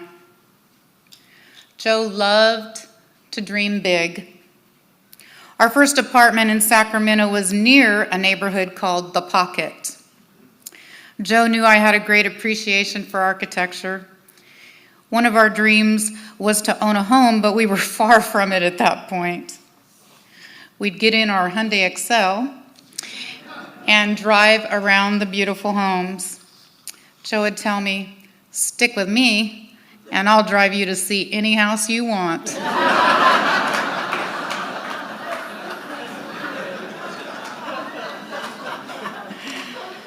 We'd laugh and keep dreaming. He called our life together a big adventure because we were willing to go whenever and wherever we felt the best opportunity to grow was. Sometimes it was for the sake of education or a new position with more responsibility. The focus was on lifting our family and other families through service. He'd tell me he had an idea or received a call with an offer. We'd sit down and write the pros and cons, then we'd decide together what the next step would be. Our families didn't quite understand the necessity to move so many times, but simply put, we went where we felt called. Joe was my home, and I was his. The location didn't matter.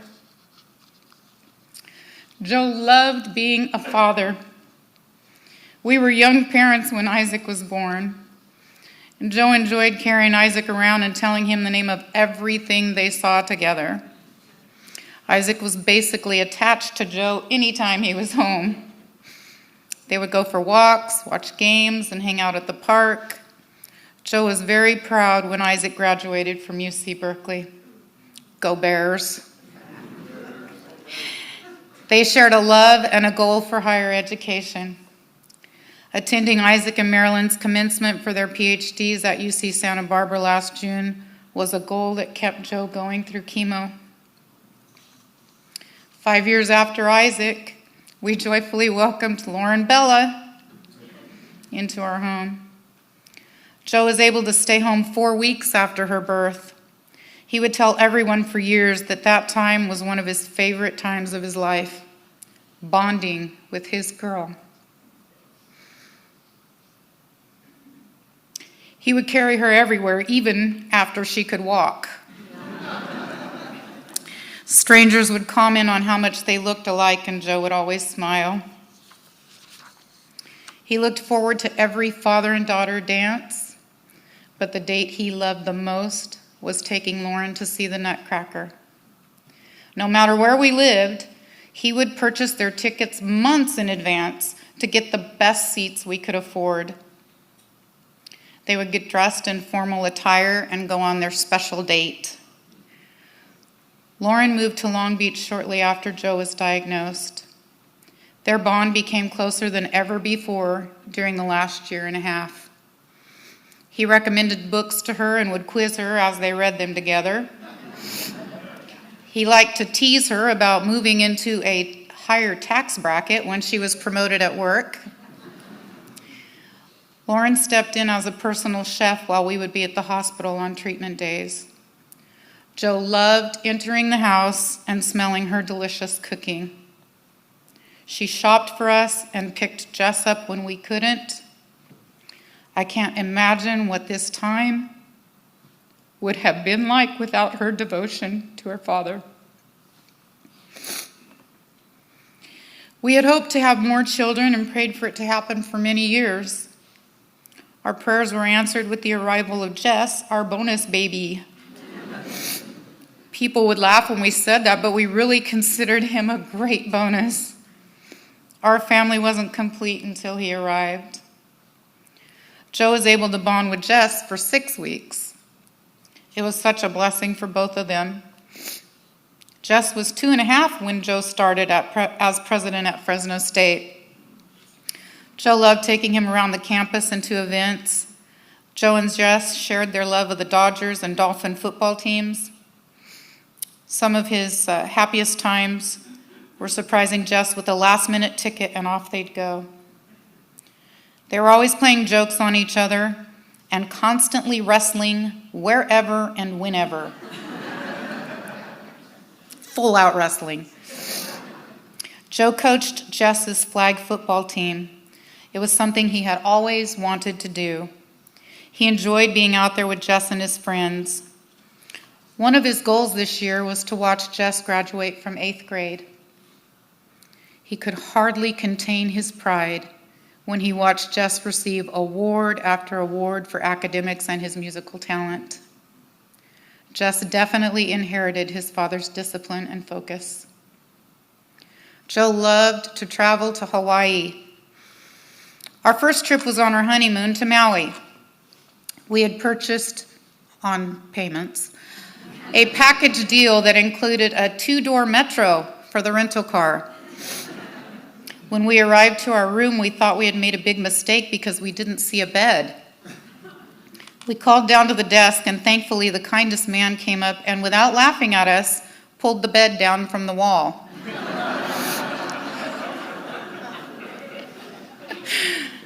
We had so much fun that week that we vowed to return at least once a year, just the two of us. For several years, my parents would watch the children so we could go back. Body surfing in the ocean was Joe's happy place. He enjoyed whale watching and snorkeling. He was a magnet for turtles. He always saw them first. I think they were checking him out instead of him checking them out. But he wasn't satisfied with keeping all those things to himself. Over the years, he invited several of his friends and their families to join us. The memories from those trips kept his spirit up during the most challenging of times. Joe valued friendship. He maintained relationships with friends throughout his life. He was genuine and present. He had such a wonderful way of making you feel like he was your best friend. If I would ask Joe who his best friend was, he would have rattled off several of your names. If he called you brother or sister, know that you were a favorite. Several of you shared meals here at Harris Ranch, often followed by an early morning coffee by the pool, another one of his favorite things. Joe respected and cherished mentors, people like Steve Arditi, Bill Baker, Dr. James March, and Chancellor Emerita Carol Tomlinson Kesey, to name a few. He was blessed by their guidance throughout his career. He also paid it forward by being a mentor to many. One early morning during hospice, I woke up to the sound of him tapping on his phone. He had asked the nurse to hand it to him while I was sleeping. "What are you doing?" I asked. "I'm texting you the names of the people I want invited to my services."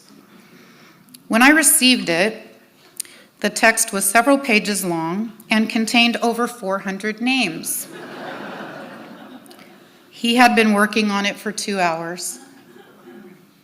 You were important to him. There wasn't a space large enough to hold all the people he wanted to include. Joe loved attending Mass and celebrating the Eucharist.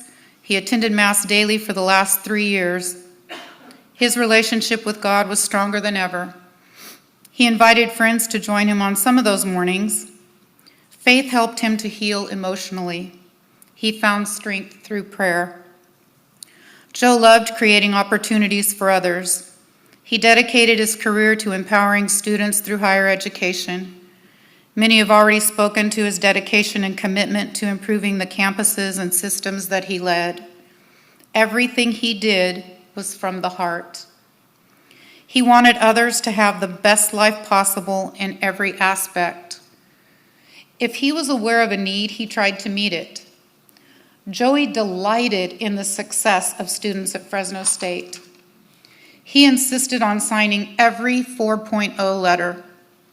Thousands would be delivered to University House, and over the course of several days, he would sit at one end of the formal dining room table and I at the other.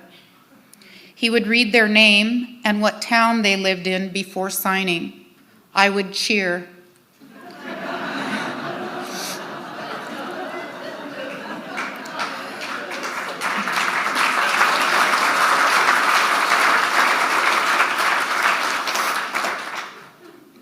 We really believed that those students could feel our enthusiasm when they opened the envelope. Lastly, I want to tell you that Joe had a beautiful passing. I'm going to say that again. Lastly, I want to tell you that Joe had a beautiful passing. Joe's cancer diagnosis was shocking and frightening. We immediately decided that our approach would be to prepare for the worst and celebrate the best. That meant we put our affairs in order, then directed all of our efforts towards keeping Joe as healthy as possible, as long as possible. Our prayers were answered when we were referred to the brilliant and talented medical team at UC Irvine. Joe's doctors advocated for him to participate in clinical trials and other treatments. They encouraged him to live his life to the fullest. Joe translated that to mean travel to Hawaii as much as possible. We would leave the day after his chemo pump was disconnected and stay until the day before his next treatment. The best medicine for him was sitting on the beach with our children and floating in the water. He returned from a week on Lanai, the day before he was admitted to the ICU. Joe was hopeful about starting a new clinical trial that morning, but his body didn't have anything left to fight with. Joe and I were in the same room for 13 days. He was still working and sending emails during the first week, securing the final signatures for the scholarships he helped facilitate that will fully fund 6 medical students at UC Davis. He was listening to testimony in the state capitol about the repatriation of Native American remains. It was a deeply personal project that he was consulting on through the University of California Office of the President. He was requesting to be granted emeritus status from the Board of Trustees and the Chancellor of the California State University System. He earned it. He deserved it.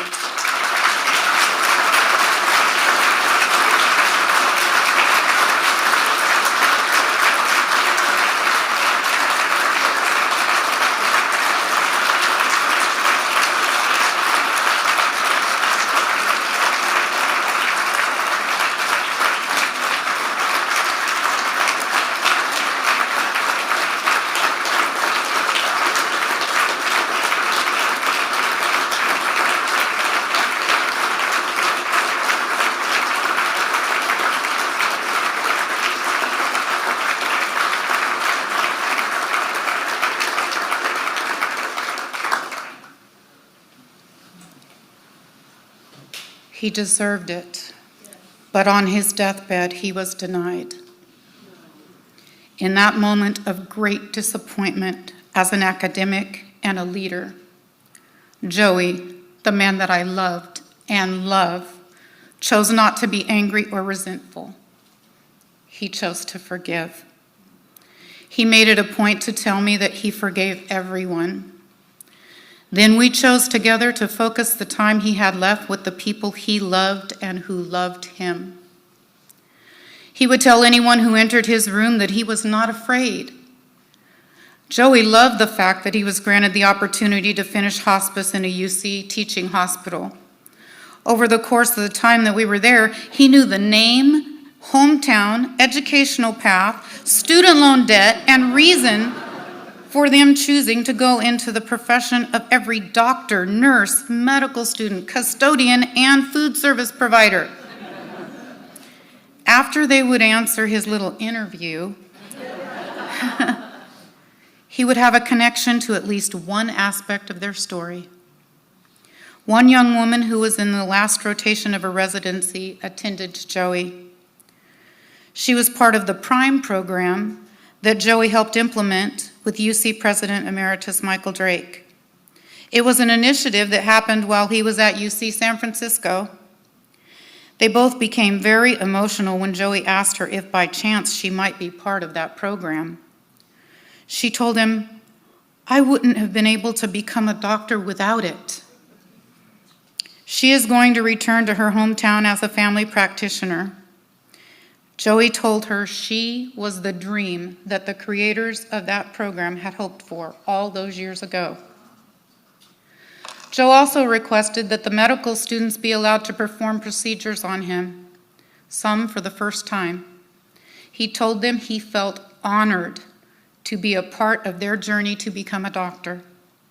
He thanked every nurse and told them they were angels even when they needed to help him with something uncomfortable. He shared his love for Masamoto peaches with them from the delivery by Patty Wade. He adored his doctors and comforted them when we realized that it was necessary to transition into hospice. I am forever grateful to our friend Darius Assimi, who reached out to us and requested we share Joey's condition publicly. He wanted to give people the chance to let Joey know how they felt about him and the impact his work and presence had on their lives. We were not prepared for the avalanche of love and appreciation that followed. Thank you for letting Joey know that he truly mattered to many of you. Your love washed away the negativity of the past. His life work could not be ignored any longer. We will never know the full impact of the decades of service, mentorship, and advocacy that Dr. Joseph I. Castro had on this planet. The power of love and forgiveness overcame the weakness of his body. His spirit was lifted in his last days, and when the time came, he left as he had requested, with me singing how great thou art to him.